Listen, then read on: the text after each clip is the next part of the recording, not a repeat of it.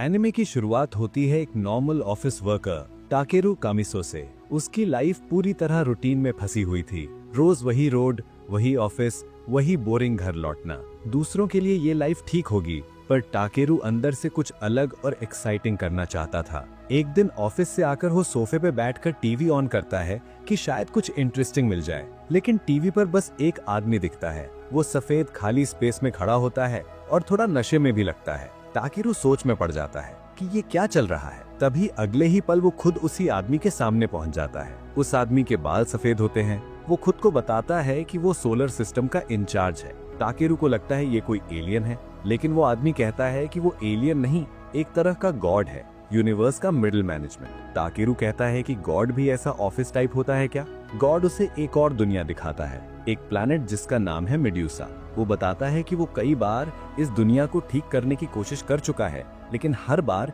Civilisation खत्म हो जाती है। इस बार वो खुद थोड़ी दखल देने वाला है। वो कहता है एक छोटी सी बूंद पूरी दुनिया बदल सकती है, और वो बूंद अब टाकेरू होगा। टाकेरू सोच पड़ जाता है कि इतना बड़ा काम उसके ऊपर कैसे। फिर गॉड कैजुअली बोल देता है कि वैसे भी टाकेरू अब मर चुका है, अगर वो मेड्यूसा नहीं जाएगा तो उसकी आत्मा गायब हो जाएगी। टाकेरू पैनिक में आ जाता है, लेकिन गॉड कहता है कि टेंशन मत लो, वो उसे कुछ खास पावर्स देगा। गॉड उससे पूछता है कि कैसी एबिलिटी चाहिए। जब टाकेरू कंफ्यूज्ड होता है तो गॉड खुद लिख देता है एक्सट्रीम मैजिकल पोटेंशियल। फिर टाकेरू बोल देता है कि उसे एक क्यूट साथी भी चाहिए। गॉड वो भी लिस्ट में लिख देता है और कहता है कि समय आने पर वो मिल जाएगी। साथ ही टाकेरू की एक्सप्लोरेशन एबिलिटी अपग्रेड कर देता है ताकि वो आइटम्स कलेक्ट करके पैसे कमा सके। बोनस में एक अनलिमिटेड स्टोरेज वाला मैजिक बैग, वर्ल्ड की लैंग्वेज और बहुत सी रेजिस्टेंसेस भी मिल जाती हैं। तभी टाकेरू का शरीर डिसॉल्व होने लगता है। गॉड चेक करता है और कहता है शायद मैंने तुम्हें थोड़ा ज्यादा दे दिया।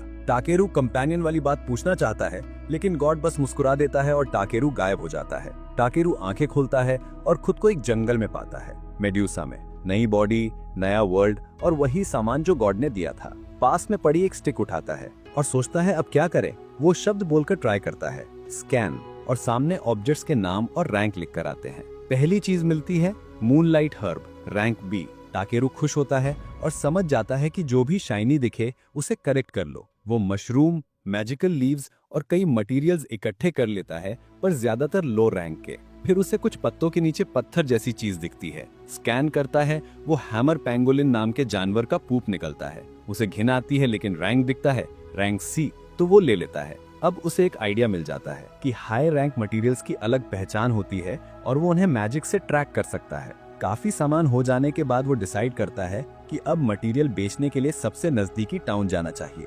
थोड़ी देर चलने के बाद टाकेरू एक गेट के पास पहुंचता है। वहाँ एक गार्ड उसे रोककर कहता है क्या तुम काफी लंबे हो? क्या तुम स्वॉर्डमैन हो या वॉरियर? टाकेरू बोलता है नहीं, मैं तो बस कुछ मटेरियल्स बेचने आया हूँ। गार्ड थोड़ा चौंक जाता है और कहता है मटेरियल कलेक्ट करने वाले यहाँ कम मिलते हैं। वो अपना नाम बताता है मार्लॉक, जो टॉर्मी नाम के टाउन का गार्ड है। वो बताता है कि यहाँ कोई स्पेशल मटेरियल शॉप नहीं है, बस एक जनरल स्टोर है जहाँ सब मिलता है। टाकेरू बोलता है ठीक है और अंदर चला जाता है। टाउन में लोग उसकी हाइट देखकर हक्के बक्के रह जाते हैं। सब उसे देखते रहते हैं। टाकेरू सीधा जनरल स्टोर पहुंचता है और शॉपकीपर को रैंक सी वाला हैमर पैंगोलिन का पूप दिखाता है। शॉपकीपर देखते ही एक्साइटेड हो जाता है। बिना ग्लव्स के उठाकर बोलता है शेप, कलर, टेक्सचर परफेक्ट, बहुत रेयर आइटम है। वो कहता है इसके 5 सिल्वर कॉइन्स दूंगा। टाकेरू सोचता है कीमत ज्यादा है या कम, तो पूछता है यहाँ एक रात होटल में रहने का कितना खर्चा है? शॉपकीपर बताता है 500 रे पर नाइट और 1 silver coin is equal to 1000 रे। टाकेरू जल्दी से कैलकुलेट करता है,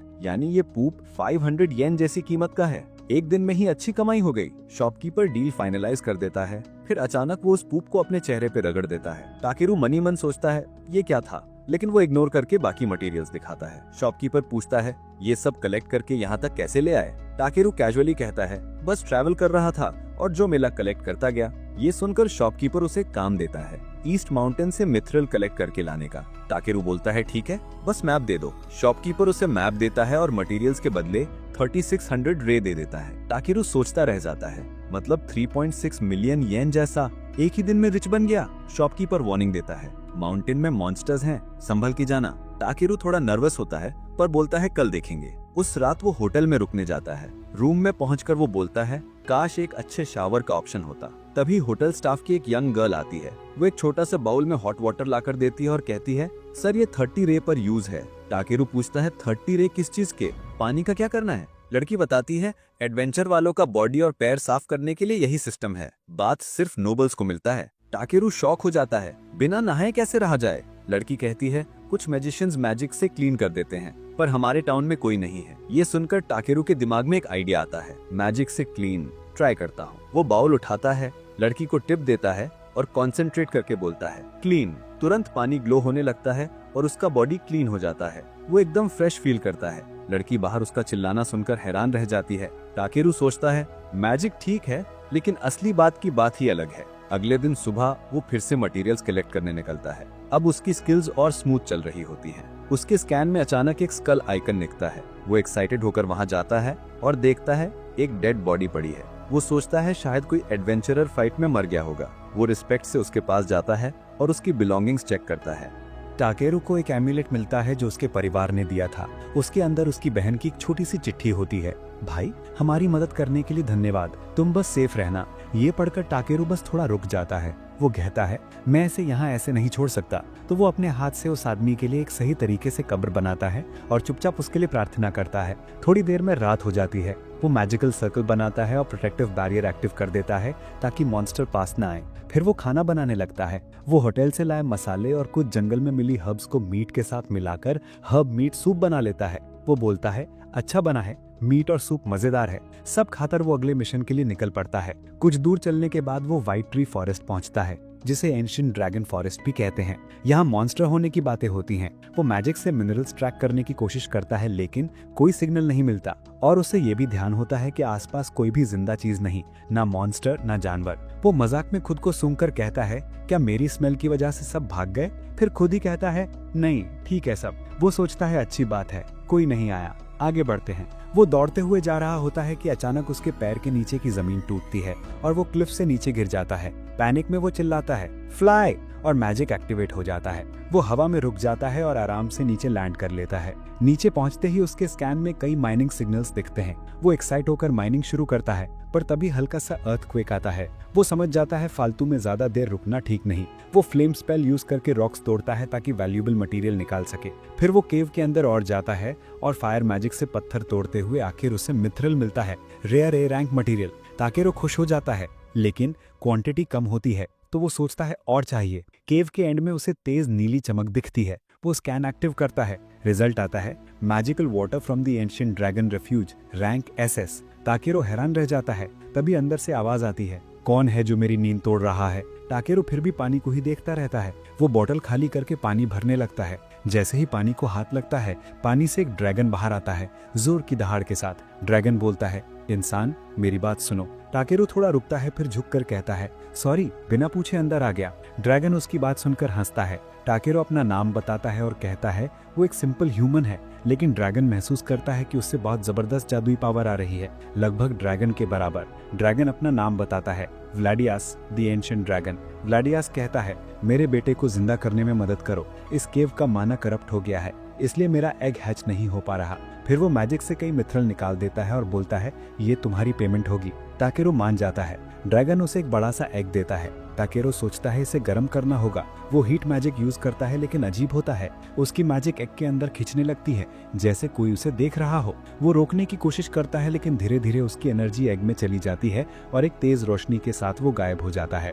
जब वो होश में आता है, वो एक खाली सफेद सी जगह पर खड़ा होता है और वहीं उसे एक आवाज सुनाई देती है, तुम बहुत ही लापरवाह निकले इंसान। टाकेरू के सामने एक गॉड खड़ा होता है और कहता है तुम काफी लापरवाह इंसान निकले। गॉड कहता है जब ड्रैगन दिखाई देते हैं तो लोग बेहोश हो जाते हैं या भाग जाते हैं, लेकिन तुमने तो सिस्टम का रूल ही तोड़ दिया। गॉड बताता है कि वो हजारों साल से इस दुनिया को कंट्रोल कर रहा है, लेकिन टाकेरू ने कुछ ही दिनों में सब गड़बड़ कर दी। इसलिए वो थोड़ा इरिटेट होकर कहता है कि मैं तुम्हारी कुछ ब्लेसिंग्स कम कर रहा हूँ ताकि तुम थोड़ी मुश्किलें भी झेलो। टाकेरू कुछ समझ ही नहीं पाता और उसकी विजन ब्लर होने लगती है। जाने से पहले गॉड कहता है थोड़ी परेशानी तुम्हें अच्छी लगेगी। एक पल में टाकेरू की आंखें खुलती हैं और उसे क्यूट सी चीख सुनाई देती है। वो बेबी ड्रैगन की आवाज होती है, व्लाडियास का बेटा। छोटा ड्रैगन जोश में टाकेरू पर कूदता है। टाकेरू मुंह बनाता है, इसकी स्मेल तो मछली जैसी है। व्लाडियास हंसता है और कहता है इसका नाम रख दो, असली नाम तो है पर एक सिंपल चाहिए। टाकेरू सोचकर कहता है इसका नाम रखते हैं बी, क्योंकि इसका रंग ब्लैक है। व्लाडियास अपने बेटे को कहता है, बी अब टाकेरो के साथ दुनिया देखो अपने तरीके से। उसी टाइम बी टाकेरो को ज्वाइन कर लेता है। टाकेरो थोड़ा हिचकिचाता है, पर व्लाडियास कहता है, चिंता मत करो, इसकी पावर तुमसे ज्यादा है। व्लाडियास एक चमक से उन्हें ब्लेसिंग देता है और वापस पानी में चला जाता है। जाने से पहले उसका मैसेज होता है, उस पर भरोसा रखना। टाकेरो और बी लागन से बाहर निकलते हैं। बाहर आकर टाकेरो खुश होता है, आखिर फ्रेश एयर। रात होने लगी थी, इसलिए वो वही कैंप बना लेता है। वो एसएस रैंक मैजिकल वाटर से बी को पानी पिलाता है। व्लाडियास ने जाते वक्त अपनी लेक को टाकेरो के आइटम बॉक्स से लिंक कर दिया था, मतलब अनलिमिटेड माना वाटर। ये बी की ग्रोथ के लिए परफेक्ट है। टाकेरो भी थोड़ा सा चख लेता है। फिर वो कुछ मैजिकल स्टोन से प्रोटेक्टिव बैरियर बना देता है और खाना बनाने लगता है। वो अपनी मैजिक से हीट स्टोन बनाता है और हर्ब मीट सूप तैयार करता है। उसकी खुशबू से बी के मुंह से पानी टपकने लगता है। टाकेरो कहता है, रुक जाओ, थोड़ा ठंडा होने दो, पर बी जल्दी में अपनी जीभ जला लेता है। टाकेरो फटाफट सूप को फूंक मारकर उसे देता है। बी को बहुत पसंद आता है। टाकेरो पूछता है, अपने पापा से दूर रहकर तुम्हें अकेलापन तो नहीं लगता? बी कुछ नहीं बोलता, बस आकर उसे हल्का सा हग कर लेता है। उनके बीच एक साइलेंट बॉन्ड बन जाता है, इंसान और ड्रैगन की दोस्ती की शुरुआत। फिर टाकेरो बी के स्टैट्स चेक करता है और हैरान रह जाता है। Species, dragon child, rank, B rank, skills, spirit arts, fire, water, wind, thunder, light, darkness, gift, blessing of ancient dragon, extra, infinite evolution plus language understanding. Takero बोलता है, ये छोटा सा क्यूटी बी रैंक मॉन्स्टर है, ये तो काफी dangerous है। फिर खुद से कहता है, ठीक है, छोटा है पर इससे एक गाइड चाहिए और मैं इसका गार्डियन बनूंगा। वो बी को समझाता है, बिना सोचे कुछ मत करना, वरना व्लाडियास मुझे ठिकाने लगा देगा। पर उसी टाइम बी सो चुका होता है। टाकेरो कहता है, पेरेंट बनना इतना मुश्किल होगा सोचा नहीं था। उसे लगता है उसे कोई क्यूट सी फीमेल कंपेनियन मिलनी चाहिए थी, मगर मिला एक रेप्टाइल। ये सब डेफिनेटली गॉड की प्रैंक है। अगले दिन टाकेरो और बी फिर एंशिएंट फॉरेस्ट की तरफ चढ़ाई करते हैं। इस बार फॉरेस्ट उसे उतना स्केरी नहीं लगता। वो कहता है, शायद रात में कुछ चेंज हो गया, जो भी हो चलो एक्सप्लोर करते हैं। बी खुशी से उड़ता है और टाकेरो अपनी कलेक्शन मैजिक से रैंक सी मटेरियल ढूंढता है। सब नॉर्मल था जब अचानक बी डरकर वापस टाकेरो के पास आ जाता है। टाकेरो सर्च एबिलिटी यूज करता है। स्क्रीन पर आता है 7 अग्रेसिव मॉन्स्टर्स नियर बाय। उसे याद आता है कि पहले उसके स्मेल से मॉन्स्टर भाग जाते थे, पर शायद अब वो खत्म हो गया है। वो सोचता है कोई बात नहीं, वैल्यूएबल मटेरियल भी मिल जाएगा। तभी उसके पीछे से एक शैडो आती है। एबिलिटी बताती है रॉक हॉक, एक बड़ा खतरनाक हॉक जो इंसानों की आंखों पे अटैक करता है। लेकिन टाकरू वॉल्डियस के सामने चिल होकर बोल देता है, ये तो एक क्यूट पिजन जैसा लग रहा है। उसका ध्यान उसकी स्टैट्स पर नहीं, खाना बनाने पर चला जाता है। वो सोचता है इसकी मीट रिच और थोड़ी स्वीट टाइप होगी और इसकी स्पाइन मसालों जैसा काम कर सकती है। अब उसके लिए वो मॉन्स्टर नहीं, एक फ्लाइंग इंग्रेडिएंट बन जाता है। टाकरू अपनी बैरियर मैजिक एक्टिवेट करता है और आइस नीडल बनाता है। वो कहता है, बिना वजह मरना नहीं चाहता, पर सर्वाइवल भी जरूरी है। सिर्फ 3 आइस नीडल से वो हॉक को डाउन कर देता है। लेकिन खतरा खत्म नहीं था।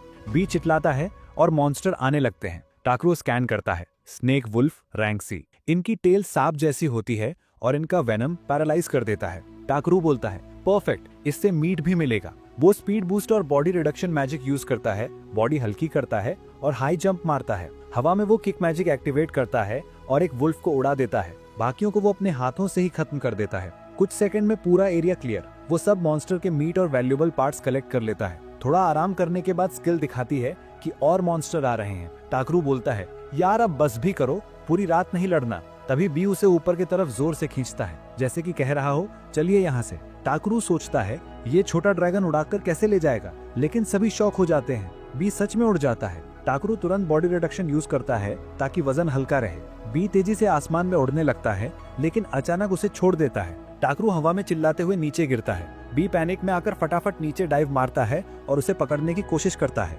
होश आते ही टाकरू सबसे पहले मछली जैसी स्मेल नोटिस करता है। उसे समझ आता है, हाँ ये बी है जो उसका फेस लिक कर रहा है। दोनों फिर से जिंदा देखकर वो हंस देता है और बोलता है, B2 बहुत फास्ट है, बचाने के लिए धन्यवाद, पर मैं इंसान हूँ, अगली बार थोड़ा आराम से, ठीक है। बी मुस्कुराता है और टाकरू को हग करता है। दोनों फिर से जर्नी शुरू करते हैं। सर्च स्किल दिखाती है टॉर्मी विलेज बस 1 दिन दूर है, तो वो धीरे धीरे आगे बढ़ते हैं। चलते हुए टाकरू अपने बैग से एक छोटी सी ब्रांच निकालता है। वो बताता है, ये A रैंक टेल्प ट्री ऑफ डार्सिल की ब्रांच है, एक लेजेंडरी ट्री जो इस दुनिया की स्पिरिट माना जाता है। बी सुनते ही अपनी नाक से धुआं छोड़ता है और ब्रांच को कवर कर देता है। धुआं हटता है, ब्रांच अब एक मैजिक स्टाफ बन चुकी होती है। टाकरू बोलता है, मैं तो बस मटेरियल कलेक्टर हूँ, ये मैजिक स्टाफ किस काम का। दोनों एक दूसरे की तरफ कंफ्यूज होकर देखते हैं। फिर टाकरू कहता है, चलो वापस मटेरियल कलेक्ट करते हैं। कुछ घंटे बाद वो जंगल के एग्जिट के पास पहुंचते हैं। बी कुछ डिटेक्ट करता है। टाकरू देखता है रोड के किनारे एक कैरेज खड़ी है। वो हैरान होता है कि बी इतनी दूर से डिटेक्ट कर लेता है। इवोल्यूशन स्किल दिखाती है कैरेज का घोड़ा असल में एक यूनिकॉर्न है। टाकरू कहता है मतलब यहाँ नॉर्मल घोड़ों की जगह यूनिकॉर्न चलते हैं, क्या बात है। तभी ड्राइवर पूछता है तुम यहाँ क्या कर रहे हो। टाकरू मैं टॉर्मी विलेज जा रहा हूँ। ड्राइवर अकेले जाना मुश्किल है, हमारे साथ चलो। टाकरू मैं थोड़ा ज्यादा लंबा हूँ, कैरेज टाइट पड़ेगा। अंदर बैठे बच्चे हंसने लगते हैं। लेडी और बच्चे उसे इनवाइट करते हैं, आ जाइए सीट खाली है। टाकरू शुक्रिया बोलकर कैरेज में बैठ जाता है। ड्राइवर कहता है टॉर्मी में सब एक दूसरे की मदद करते हैं, जब तक दुनिया मुश्किल है इंसानियत बची रहनी चाहिए। लेडी भी कहती है हाँ जिसका भी काम हो हम मदद करते हैं। टाकरू दिल से उनका धन्यवाद बोलता है, फिर सोचता है इतने छोटे बच्चे भी जंगल के रास्ते ट्रैवल कर रहे हैं, सच में हिम्मत वाले हैं। और फिर वो मजाक में पूछता है अगर मैं एक बुरा बंदा होता तो। टाकारू पूछता है। एक बच्चा हंसकर कहता है आप बुरे नहीं हो सकते, अगर आप बुरे होते तो मैजिक डिटेक्टर आवाज कर देता। टाकू थोड़ा हैरान होकर पूछता है मैजिक डिटेक्टर। वो लेडी एक छोटी सी चमकती हुई बेल बाहर निकालती है। जैसे ही वो उसे दिखाती है टाकरू समझ जाता है कि अगर कोई खतरनाक इंसान पास आएगा तो ये बेल अपने आप बज जाएगी वार्निंग देने के लिए। वो नोटिस करता है कि बेल के अंदर एक छोटी सी मैजिकल स्टोन लगी है। टाकू मन में सोचता है शायद मैं भी ऐसा कुछ बना सकता हूँ। फिर उसे याद आता है कि उसने अपना नाम तक नहीं बताया। वो हल्की सी हंसी के साथ कहता है वैसे मेरा नाम टाकेरू है। एलिजा मुस्कुराकर उसकी तारीफ करती है और अपना बच्चों का नाम बताती है। मैं एलिजा हूँ और ये मेरे बच्चे जेन और कैन और ये हमारे ड्राइवर पोमो।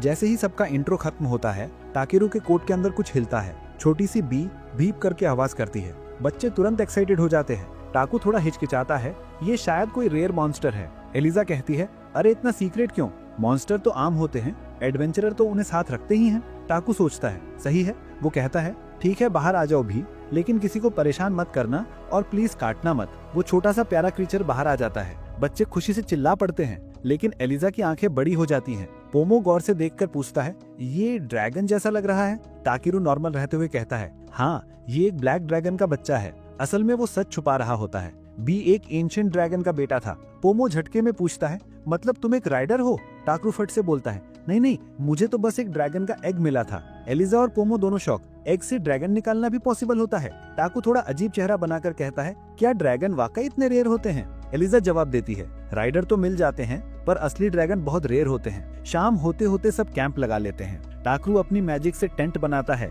और एक मैजिक बैरियर खड़ा करता है ताकि कोई मॉन्स्टर पास ना आए। वो कहता है कोई दिक्कत नहीं होगी, बी तुरंत बता देगा। सबको थोड़ा सुकून मिलता है। बच्चे आराम से खेलते हैं। एलिजा खाना बनाने लगती है, लेकिन टाकरू कहता है आज मैं बनाता हूँ, आपकी मदद के लिए एक छोटा सा थैंक यू। वो अपने आइटम बॉक्स से इंग्रेडिएंट्स निकालकर कुकिंग शुरू करता है। बच्चे देखते रह जाते हैं। ये मैजिक से खाना बना रहे हो? टाकू हंसकर कहता है नहीं ये बस मेरी आइटम बॉक्स है। वो स्पेशल मीट स्टू और मशरूम वेजी सलाद तैयार करता है। सब टेस्ट करते हैं और उन्हें बहुत पसंद आता है। एलिजा खुश होकर कहती है टाकेरू तुम तो कमाल के कुक हो।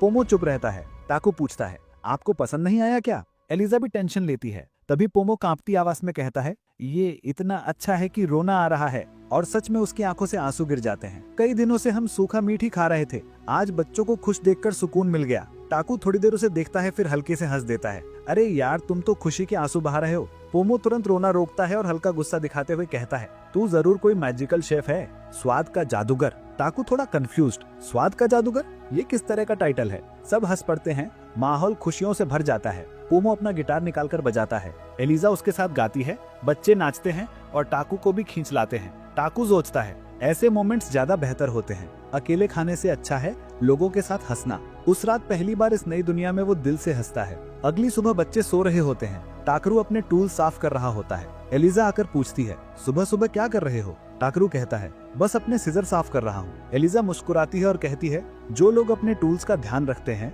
वो हमेशा अच्छा काम करते हैं।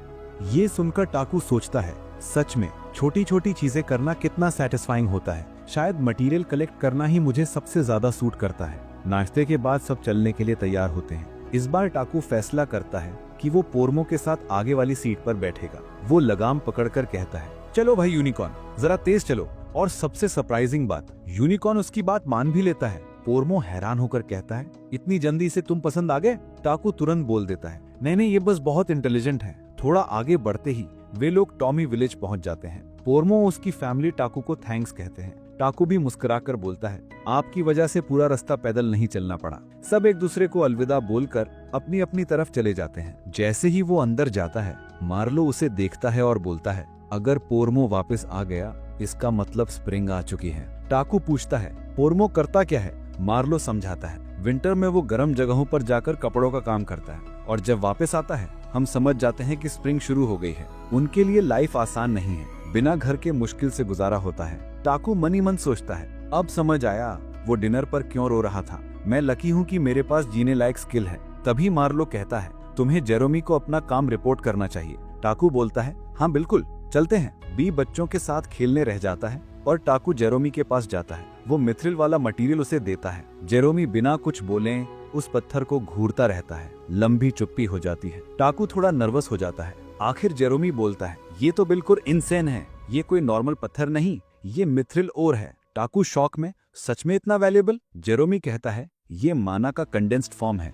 इसके कुछ टुकड़े ही पूरे किंगडम के मैजिक स्टोन्स को रिप्लेस कर सकते हैं। टाकू पूरा हैरान, मतलब इतना पावरफुल? मुझे तो बस रास्ते में मिल गया। लेकिन वो असली सच नहीं बताता। जेरोमी हंसकर कहता है अगर तुझे ऐसे ही मिल गया तो तू बहुत लकी बंदा है। फिर वो बोलता है तुझे इस दुनिया का कॉमन सेंस सीखना जरूरी है, तुझे बेल्किन जाना चाहिए। वो समझाता है कि बेल्किन टॉर्मी से 1000 गुना बड़ा शहर है जहाँ हर तरह की जानकारी मिलेगी और सबसे इम्पोर्टेंट एडवेंचरस गिल्ड भी वही है। वहाँ से तुम सीख सकते हो कि ये दुनिया कैसे चलती है और तुम अपना कलेक्टेड मटेरियल भी बेच सकते हो। जेरोमी कहता है तुम्हारे जाने से बुरा लगेगा, पर अगर तुम फेमस हुए तो टॉर्मी का भी नाम ऊंचा होगा। टाकू हल्की सी स्माइल करता है। फेमस होने का प्लान नहीं है, लेकिन बड़ी सिटी देखना मजेदार रहेगा।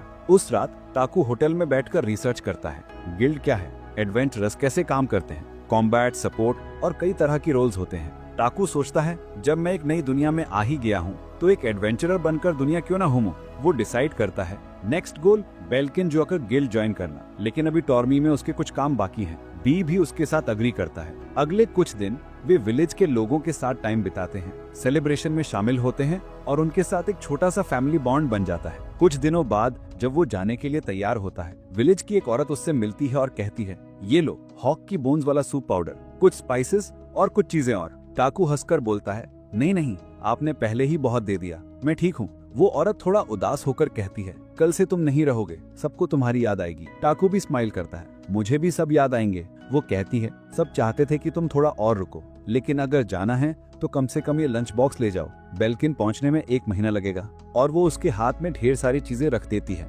रात को होटल में बैठकर टाकू सोचता है मिथिल ओर का क्या करूं, जेरोमी खरीद नहीं पाया, शायद इससे कुछ खास बना लूं। वो लैंप और मिथ्रिल ओर लेकर एक्सपेरिमेंट शुरू करता है। अपनी माना और इमेजिनेशन से एक स्पेशल मैजिकल लैंप तैयार कर देता है जो उसके प्लान के हिसाब से काम करता है। अगली सुबह पूरा गांव उसे फेयरवेल देने आता है। पोर्मो फिर से इमोशनल होकर रोने लगता है। तभी टाकरू मार्ले के पास जाता है और कहता है मैंने एक मैजिकल बैरियर टूल बनाया है, ये लैंप पूरे गांव के चारों तरफ एक इनविजिबल बैरियर बना देगा। कोई भी क्रीचर या इंसान जिसके मन में बुरा इरादा होगा वो अंदर नहीं आ पाएगा। मार्ले थोड़ा हैरान होकर कहता है इतना पावरफुल आइटम, तुम पक्का हो कि हम इसे रख लें? तब टाकरू हल्का सा मुस्कुरा कर कहता है ये मेरा गिफ्ट है, जब तक मैं वापस नहीं आ जाता आपकी सेफ्टी के लिए। मार्ले बस कहता है तुमने हमेशा हमारा ख्याल रखा है, शुक्रिया टाकरू। और फिर टाकरू बी के साथ अपनी अगली जर्नी शुरू करता है बेल्किन की तरफ। नई सिटी, नए लोग, नए चैलेंज उसका इंतजार कर रहे होते हैं। रास्ते में सोचता है बेल्किन कैसा होगा। तभी रोड के बीच में एक बड़ा जॉइंट क्रैब आ जाता है। टाकरू एवोल्यूशन स्किल यूज करता है और स्क्रीन पर लिख कर आता है moon black crab, rank C, omnivorous, edible. Takeru खुश होकर बोल देता है बस आज क्रैब खाऊंगा। वो अपनी बॉडी पर रिडक्शन और हार्डन कास्ट करता है। फाइट के लिए तैयार ही हो रहा होता है कि बी एक तेज सोनिक अटैक से क्रैब को एक ही शॉट में गिरा देता है। टाकरू अंदर से शॉक भी और खुश भी, लेकिन तभी और क्रैब आ जाते हैं। वो कॉन्फिडेंट होकर कहता है ये तो बस क्रैब है, साइड में ही मूव करते हैं। और तभी सारे क्रैब सीधा चलने लगते हैं। टाकरू दंग रहकर बोलता है ये क्या हैक लगा लिया इन्होंने। बी तुरंत उसे पकड़कर ऊपर उठा लेता है और सारे क्रैब आपस में टकरा जाते हैं। टाकरू उसे थैंक यू बोलता है और डिसाइड करता है कि आखिरी क्रैब से वो खुद लड़ेगा। वो कहता है आज तुझे खा के मजा आएगा और एक हैवी स्ट्राइक मारकर वो क्रैब को हरा देता है। रात को कैंप फायर के पास टाकरू एक बड़ा पॉट रखता है। हार्डन कास्ट करके क्रैब के पैर तोड़ता है, पानी और नमक डालकर बॉईल करता है। थोड़ा समय बाद क्रैब तैयार हो जाता है। वो शेल तोड़कर खाना शुरू करता है। टाकरू और बी दोनों कहते हैं ये तो स्वर्ग जैसा टेस्टी है। अगली सुबह लंबा सफर पूरा होता है और आखिरकार वे पहुंच जाते हैं कमर्शियल सिटी ऑफ बेल्किन। टाकरू पूरी सिटी देखकर स्टन हो जाता है। खूबसूरत आर्किटेक्चर जैसे कोई फैंटेसी फोर्ट्रेस हो। वो एवोल्यूशन स्किल से चेक करता है बेल्किन किंगडम ऑफ एलिस्ट्रियो, सबसे बड़ा एडवेंचरस गिल्ड यही है। वो एंट्रेंस लाइन में लगता है। अपने मैजिकल बैग को वो डिस्गाइज कर देता है ताकि सब कुछ नॉर्मल लगे और बी से कहता है थोड़ा छुप जाओ। बी उसके कोर्ट के अंदर घुस जाता है। जब उसका नंबर आता है गार्ड्स इंस्पेक्शन करते हैं। एक गार्ड कहता है, अरे मटेरियल कलेक्टर, ये तो बड़े रॉयल होते हैं। वे पूछते हैं, तुम अपनी चीजें बेचने आए हो क्या? टाकू नॉर्मली कहता है, नहीं नहीं, मैं तो एडवेंचरस गिल्ड ज्वाइन करने आया हूँ। इंस्पेक्टर मुस्कुराकर कहता है, अच्छा, ये सिटी तो कॉमर्स और एडवेंचर दोनों का सेंटर है। तुम जैसे लोग यहाँ वेलकम हैं, लेकिन चेक जरूरी है। वो बताता है कि अब वो एक स्पेल कास्ट करेगा, अवेरिस। टाकू थोड़ा कंफ्यूज्ड, ये क्या है भाई? इंस्पेक्टर समझाता है, इससे हम चेक करते हैं कि न्यू कमर्स के पास कोई बुरा या इलीगल आइटम तो नहीं। वो एक मैग्नीफाइंग टूल निकालकर स्पेल कास्ट करता है, कुछ भी डेंजर नहीं निकलता। दूसरा गार्ड उसके आइटम्स चेक करता है, सब नॉर्मल। टाकू राहत की सांस लेता है, लेकिन क्यूरियोसिटी में अपना एवोल्यूशन स्किल एक्टिव कर देता है। वो देखता है इंस्पेक्टर का नाम है रेडिन, बेल्किन गेट का सिक्योरिटी ऑफिसर। फिर वो और डीप स्कैन करता है और अपनी ही स्टेटस दिख जाती है। Takero, age 19, no rank, can use magic, some skills, no spirit. Takeru मन में सोचता है, लगता है गॉड ने जो पावर दी है वो सब हिडन है। इंस्पेक्शन खत्म होने ही वाला होता है कि रेडिन पूछता है, तुम्हारे पास ड्रैगन ब्लेसिंग है? टाकू थोड़ा शॉक होता है, फिर बोलता है, चलो बताने के बजाय दिखा देता हूँ। वो कहता है, बी बाहर आ जाओ, और छोटा ड्रैगन बी उसके कोर्ट से निकल आता है। रेडिन तुरंत प्रोफेशनल बनकर कहता है, तुम्हें अपने ड्रैगन को टैग लगाना होगा ताकि सबको पता चले कि ये तुम्हारा है। टाकू अपने बैग चेक करता है और वो एम्यूलेट निकालता है जो गांव के बच्चों ने उसे दिया था। टाकरू एम्यूलेट बी की टेल पर बांध देता है। रेडिन कहता है, परफेक्ट, यही काफी है, मैं मेयर को इन्फॉर्म कर दूंगा। इंस्पेक्शन पूरा होने के बाद गार्ड बताता है, एडवेंचरर गिल्ड सीधा मेन स्ट्रीट के एंड पर है। वो बड़ा सा बिल्डिंग दिख रहा है। टाकरू उन्हें थैंक्स बोलता है और रेडिन कहता है, वेलकम टू बेल्किन। टाकरू और बी सिटी के अंदर एंटर करते हैं। टाकरू आसपास देखकर कहता है, लगता है जैसे मैं फिर से किसी नए वर्ल्ड में आ गया हूँ। थोड़ी देर बाद उसे एक बड़ा बिल्डिंग दिखाई देता है जिस पर लिखा होता है यूरोपा एडवेंचरर गिल्ड। टाकरू कहता है, लगता है यही है। अंदर जाते ही एक बनी ईयर वाली क्यूट रिसेप्शनिस्ट उसे वेलकम करती है। वो कहती है, वेलकम टू यूरोपा गिल्ड, मैं हूँ एरिना। न्यू एडवेंचरर का रजिस्ट्रेशन यहाँ होता है। वो टाकरू को अपने ऑफिस ले जाती है और एक फॉर्म देती है। फॉर्म में सिर्फ नेम और ऑक्यूपेशन लिखना होता है। टाकरू सोचता है, मुझे तो लैंग्वेज लिखनी नहीं आती, लेकिन जैसे ही सोचता है, नाम और बाकी चीजें अपने आप कागज पर लिख जाती हैं। वो खुद हैरान, ये कौन सी स्किल चल रही है भाई। फॉर्म पूरा होने पर एरिना उत्साहित होकर कहती है, वाओ, मटेरियल कलेक्टर, ये रेयर प्रोफेशन है। फिर पूछती है, कॉम्बैट एक्सपीरियंस है? टाकरू कैजुअली कहता है, हाँ थोड़ा बहुत। एक जायंट बर्ड, एक वुल्फ और एक सर्पेंट से फाइट की है। एरिना थोड़ा शॉक, सच में? कोई प्रूफ? टाकरू कंफ्यूज, वो बहुत बड़ा है, मैं निकालूं? एरिना कहती है, हाँ हाँ दिखाओ। टाकरू आइटम बॉक्स से मून ब्लैक क्रैब निकाल देता है और एक जायंट क्रैब पूरे गिल्ड में गिरता है। एरिना का पूरा डेस्क क्रश हो जाता है। वो चीख कर भाग जाती है। कमरा धूल से भर जाता है। जब धूल हटती है, सब लोग सिर्फ उस क्रैब को देख रहे होते हैं, पूरी शॉक मोड में। टाकरू अक्रू कोन में ये मून ब्लैक क्रैब है। किसी एडवेंचरर को साफ दिखता है ये आइटम बॉक्स इस्तेमाल कर रहा है। टाकरू समझाता है, वो तो गिफ्ट था, मैंने खुद नहीं बनाया। एक एडवेंचरर अपनी स्किल यूज करता है और कहता है, मैंने वेरासिस स्किल का यूज किया, इसका रंग ब्लू है, मतलब ये सच बोल रहा है और साफ दिल का बंदा है। फिर वो बोलता है, चलो इवैल्यूएशन और पेमेंट की बात करते हैं। लेकिन एरिना बीच में रोकती है, रुको, ये अभी रजिस्ट्रेशन में ही है। सभी कंफ्यूज्ड, उन्हें लगा टाकरू क्रैब बेचने आया है। टाकरू कैजुअली बोलता है, नहीं, मैं तो इसे खाने वाला हूँ। सब फिर शॉक, तुम इसे खाओगे? टाकरू ऑकवर्ड मुस्कान, हाँ ये क्रैब मीट बहुत टेस्टी होता है। सब इग्नोर करके रजिस्ट्रेशन फिर आगे बढ़ाते हैं। एरिना पूछती है, तुम्हारा कोई पार्टी मेंबर है? टाकरू बी की तरफ इशारा करता है, हाँ वो मेरा पार्टनर है। सबके एक्सप्रेशन फ्रीज, एक ड्रैगन उसका पार्टनर है। टाकरू की रेपुटेशन वहीं से शूट अप हो जाती है। सब इम्प्रेस। एरिना रजिस्ट्रेशन कंप्लीट करती है और कहती है, सभी एडवेंचरर्स रैंक एफ से शुरू करते हैं, मैं तुम्हारा सपोर्ट करूंगी। टाकरू मुस्कुराता है और अपना नया एडवेंचर ब्रेसलेट पहन लेता है जो उसके पुराने ब्रेसलेट से मैच करता है। थोड़ी देर बाद टाकरू उस मरे हुए एडवेंचरर के परिवार के साथ जाता है जिसे उसने जंगल में पाया था। वो उन्हें उनकी बिलोंगिंग्स देता है और शांत आवाज में कहता है, मैंने उसे टोरिम के पास जंगल में पाया था, उसे ज्यादा तकलीफ नहीं हुई होगी। उनकी माँ रोने लगती है। टाकरू चुपचाप उनके साथ खड़ा रहता है। पिता सिर झुकाकर शुक्रिया करते हैं। बाद में टाकरू गिल्ड के अप्रेजर से मिलता है और बेचता है 8 पैरा लीव्स, 6 पोलवेन रूट्स, 20 लापिस और मीरे मशरूम्स। अप्रेजर एक्साइटेड, इतने बड़े मशरूम्स मैंने कभी नहीं देखे, सब तुम्हारी तारीफ कर रहे हैं। अब क्लाइंट्स स्पेशल रिक्वेस्ट भेज रहे हैं सिर्फ तुम्हारे लिए। टाकरू हम्बल होकर, मैं ऑनर्ड फील करता हूँ। तभी एरिना कमरे में आती है। टाकरू, बहुत सारे जॉब रिक्वेस्ट आए हैं, सारे तो नहीं कर सकते, कुछ चूज कर लो। टाकरू, ठीक है। एरिना, ग्रेट, मैं क्लाइंट्स को बता दूंगी। एक लंबा टायरिंग दिन खत्म होता है और टाकरू डिसाइड करता है पब्लिक बाथ जाने का। गर्म पानी में रिलैक्स होते हुए सोचता है, इस दुनिया में आए आधा महीना हो गया। जब हम बेल्किन आए थे ये बाथरूम कितना गंदा था, अच्छा हुआ मैंने क्लीन मैजिक यूज किया, अब दिन के एंड में थोड़ा आराम मिल जाता है, एक छोटी सी लग्जरी जो उसे सच में सुकून देती है। तभी एक लिड मैन एडवेंचरर जिसका नाम क्लेस्टन है उसके पास आता है। टाकरू थोड़ा सरप्राइज्ड होकर पूछता है, तुम इस वक्त यहाँ क्या कर रहे हो? क्लेस्टन कहता है, पुरानी चोट फिर से दर्द कर रही है, लगता है बारिश होने वाली है। बातों बातों में क्लेस्टन मुस्कुराते हुए बोलता है, सुना है तुम हीलिंग मैजिक भी यूज करते हो, किसी बीमार आदमी को क्योर किया था ना? टाकरू हल्की मुस्कान के साथ कहता है, हाँ बस इमिटेट कर रहा था जो मैंने पहले देखा था, पैसे नहीं लिए। क्लेस्टन जोर से हंसता है, सच में तुम एक सेल्फलेस बंदे हो, लेकिन अगर चाहो तो इसी स्किल से अमीर भी बन सकते हो। टाकरू थोड़ा टेंस होता है, सोचता है क्या लोग मुझे इस वजह से पसंद नहीं करेंगे? क्लेस्टन हंसते हुए कहता है, तुम सच में अलग हो, लेकिन ध्यान रहे ऐसे लोग ज्यादा नोटिस में आते हैं। टाकरू कैजुअली बोलता है, मैं अभी जहाँ हूँ वहीं खुश हूँ, रैंक बढ़ाने का मन नहीं है, मुझे बस कुछ शार्प सीजर चाहिए मटेरियल कलेक्ट करने के लिए। क्लेस्टन मुस्कुराकर निकलते हुए कहता है, ठीक है, तुम्हें इस दुनिया के बारे में और सीखना चाहिए। कुछ दिन बाद टाकरू फिर गिल्ड आता है, एक और जॉब कंप्लीट करने के बाद। वहीं अप्रेजर फिर से कहता है, टाकरू तुम्हें रैंक अप कर लेना चाहिए, तुम्हारे जैसे बंदे के लिए हायर रैंक मुश्किल नहीं है। लेकिन टाकरू फिर से शांति से बोलता है, मुझे रैंक बढ़ाने में इंटरेस्ट नहीं है, मुझे बस पीस चाहिए। जैसे ही बात खत्म होती है, गिल्ड के दरवाजे जोर से खुलते हैं। एक एडवेंचरर दौड़ते हुए आता है, गॉब्लिन्स अटैक कर रहे हैं। गिल्ड मास्टर तुरंत ऑर्डर देता है, सब रैंक डी और ऊपर के एडवेंचरर्स और जितने भी हीलर्स और मेडिक्स हैं उन्हें नॉर्थ स्टेशन भेजो। तभी एक छोटी सी लड़की म्यूस्ले रिपोर्ट देती है, सर रैंक ए के एडवेंचर्स में से ब्रैक और मुहम बाहर है, लेकिन क्लेस्टन अवेलेबल है। गिल्ड मास्टर तुरंत कहता है, तो फिर उस रेड ड्रैगन को बुलाओ। टाकरू सोचता है, मैं तो सिर्फ रैंक एफ हूँ, ये सब मेरे लेवल का बाहर है। वो चुपके से निकलने लगता है, लेकिन गिल्ड मास्टर उसे रोक लेता है, तुम भी चल रहे हो? टाकरू शौक में, मैं तो रैंक एफ हूँ भाई।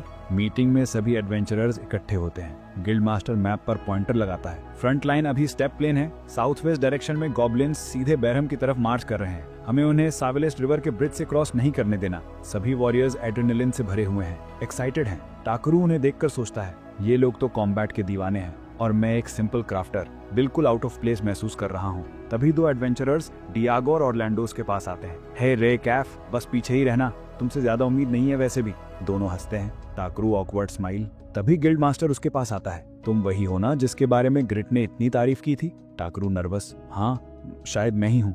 मास्टर मुस्कुराता है, सब लोग तुम्हारे बारे में अच्छा बोलते हैं और ग्रिट किसी को इतनी आसानी से अप्रिशिएट नहीं करता। टाकरू ब्लश करता है, मैं ऑनर्ड फील करता हूँ। मास्टर उसकी आंखों में देखता है बिना ब्लिंक किए। टाकरू भी सीधे देखता रहता है। मास्टर जोर से हंस पड़ता है, पहली बार कोई मेरी आंखों में देखा और डरा नहीं। तुम दिखते तो सिंपल हो, लेकिन अंदर से बहुत पावरफुल लगते हो। डियागो और ऑरलैंडो बैकग्राउंड में जलने लगते हैं। मास्टर उन्हें इग्नोर करता है और टाकरू से कहता है, तुम खुद को प्रोटेक्ट कर सकते हो, बस लड़ो उसके लिए जिसे तुम प्रोटेक्ट करना चाहते हो। मसले पास आती है, थोड़ा सैड टोन में, मुझे यकीन नहीं हो रहा कि मास्टर ने रैंक एफ को भी भेज दिया, लेकिन मैं एक्साइटेड हूँ। टाकरू कंफ्यूज, लेकिन तुम डर रही हो। मसले उसकी आर्म पकड़ लेती है जैसे उसकी लाइफ उसी पर डिपेंड करती हो। टाकरू समझ जाता है, अगर ये इतनी डर गई तो बैटल में प्रॉब्लम होगी। टाकरू जेंटली कहता है, देखो हम लोग रेयर साइड पर हैं, तुम्हें बस हील करना है, फाइट नहीं। डर लगना नॉर्मल है, जो बैटल फील्ड में लड़ते हैं वो भी डरते हैं, लेकिन फिर भी अपना बेस्ट देते हैं। तुम्हें शर्म नहीं आनी चाहिए, बस अपना बेस्ट देना। म्यूस्ले अपनी आंखें में आंसू लेकर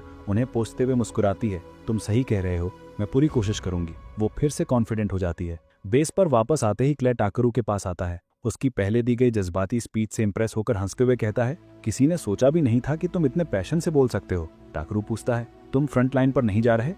क्ले कहता है, आज मेरी पुरानी चोट फिर से दर्द कर रही है, शरीर साथ नहीं दे रहा। टाकरू समझ जाता है कि ये वही गहरी चोट है जो उसने क्ले के पीठ पर पहले देखी थी। वो पूछता है, क्या ये चोट तुम्हें शर्म का एहसास दिलाती है?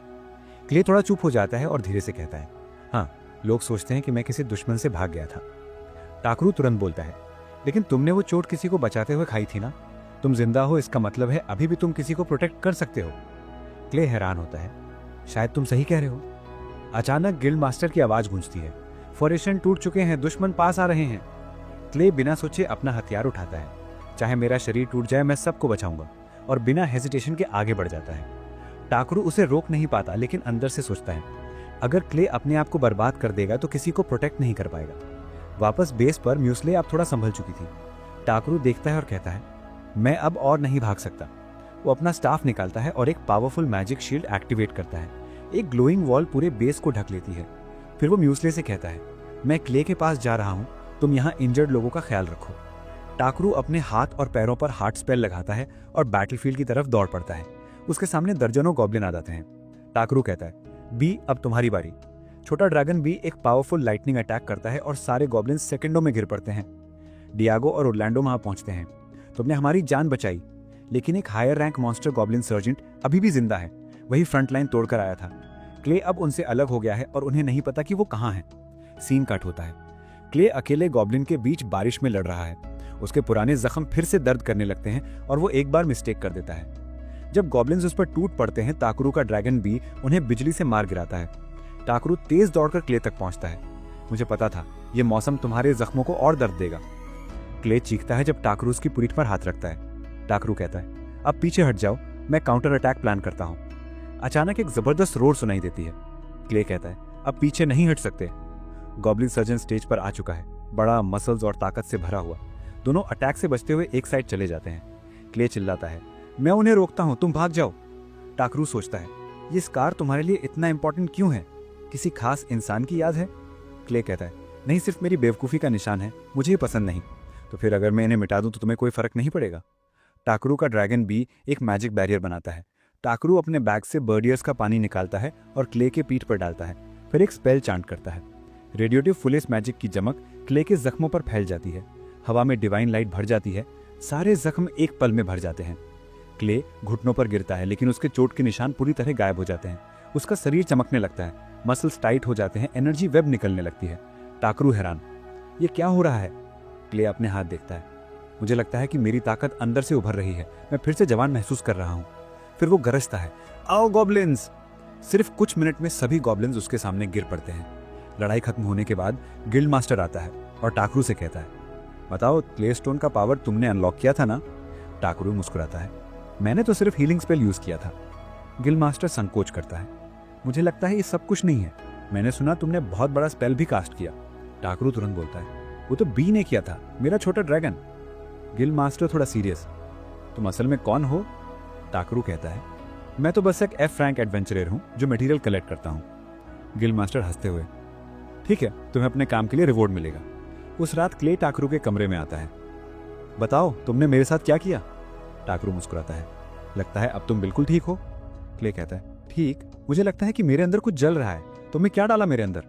टाकरू उसे शांत करते हुए कहता है, रिलैक्स, मैंने सिर्फ एक एलिमेंट मैजिक का पानी डाला और एक स्पेल कास्ट किया, रेड फ्लूस। क्ले कंफ्यूज होता है, एलिमेंट पानी? टाकरू हंसते हुए समझाता है, हाँ, ये हाईली कॉन्सेंट्रेटेड मैजिकल एसेंस है जो एंशिएंट ड्रैगन व्यूडेस के अंडरग्राउंड लेक से लाया गया है। क्ले शॉक में, वेट, बी एक एंशिएंट ड्रैगन है? टाकरू मुस्कुराता है, हाँ, मैंने सोचा था कि ये होली वाटर जैसा काम करेगा। मैजिक से भरा पानी स्किन के जरिए अब्सॉर्ब हो जाता है और हीलिंग स्पीड बढ़ जाती है। क्ले थोड़ा इम्प्रेस्ड, तुम तो एडवांस्ड हीलिंग स्पेल जानते हो? टाकरू हंसते हुए, नहीं, मैंने बस कॉपी किया जो मैंने पहले देखा था। फिर वो समझाता है, हीलिंग मैजिक तब ज्यादा असर करता है जब तुम्हारे दिमाग में ह्यूमन बॉडी का स्ट्रक्चर क्लियर हो, नर्व्स, मसल्स, एनर्जी फ्लो, सब कुछ। क्ले अब सीरियस होकर देखता है और पूछता है, तुम असल में कौन हो? रूम में एक भारी खामोशी छा जाती है। टाकरू सोचता है, मुझे उस गॉड ने मना किया था अपनी आइडेंटिटी बताने से, लेकिन अगर मैं सच बताऊं तो सब कुछ बदल जाएगा। अपनी पुरानी पीसफुल लाइफ खोना नहीं चाहता, लेकिन क्ले का एहसानमंद हूँ, झूठ नहीं बोलना चाहिए। क्ले उसे देखता है और कहता है, अगर तुम्हें असुविधा हो रही है तो मैं नहीं पूछता। वो धीरे धीरे निकलने लगता है, लेकिन टाकरू तुरंत कहता है, रुको, मैं बताता हूँ, मैं तुम पर विश्वास करता हूँ। क्ले रुक जाता है, आंखों में क्यूरियोसिटी झलक रही होती है। टाकरू धीरे से कहता है, मैं एक दूसरी दुनिया से आया हूँ। रूम में लंबा साइलेंस फैल जाता है। क्ले हड़बड़ाकर कहता है, तुम पागल हो क्या? टाकरू नर्वस हंसी के साथ, मुझे पता था कि तुम ऐसे ही रिएक्ट करोगे। अब दोनों के बीच एक इमोशनल और थोड़ा कंफ्यूजिंग मोमेंट चलता है। टाकरू समझाने की कोशिश करता है कि री इनकारनेशन का मतलब क्या होता है। क्ले सोचता है शायद वो कह रहा है कि जब एक आत्मा दोबारा नए शरीर में जन्म लेती है। टाकरू मुस्कुराते हुए, बिल्कुल सही, मैं एक बार मर चुका हूँ और इस नए शरीर में दोबारा जन्म लिया हूँ। क्ले शॉक में, कुछ मिनट्स लगते हैं उसे ये सब समझने में। टाकरू उसे बैठाकर डिटेल्स में समझाता है, कैसे मर गया, कैसे वापस आया और अब तक क्या हुआ। क्ले थोड़ा इमोशनल हो जाता है। ये सब सुनकर अजीब लगता है, पर एक बात सच है, तुमने मेरे पुराने जख्म ठीक कर दिए और मुझे एक ड्रैगन न्यूड बना दिया। टाकरू समझाता है, ड्रैगन न्यूड वो पुरानी और रेयर स्पीशीज है जो लिजर्ड ड्रैगन के एंसेस्टर्स कहलाती है। क्ले खुश होता है, लेकिन अंदर से थोड़ा डरा हुआ भी। मुझे डर लगता है कि कहीं मैं कंट्रोल खो दूं और सब कुछ बर्बाद कर दूं।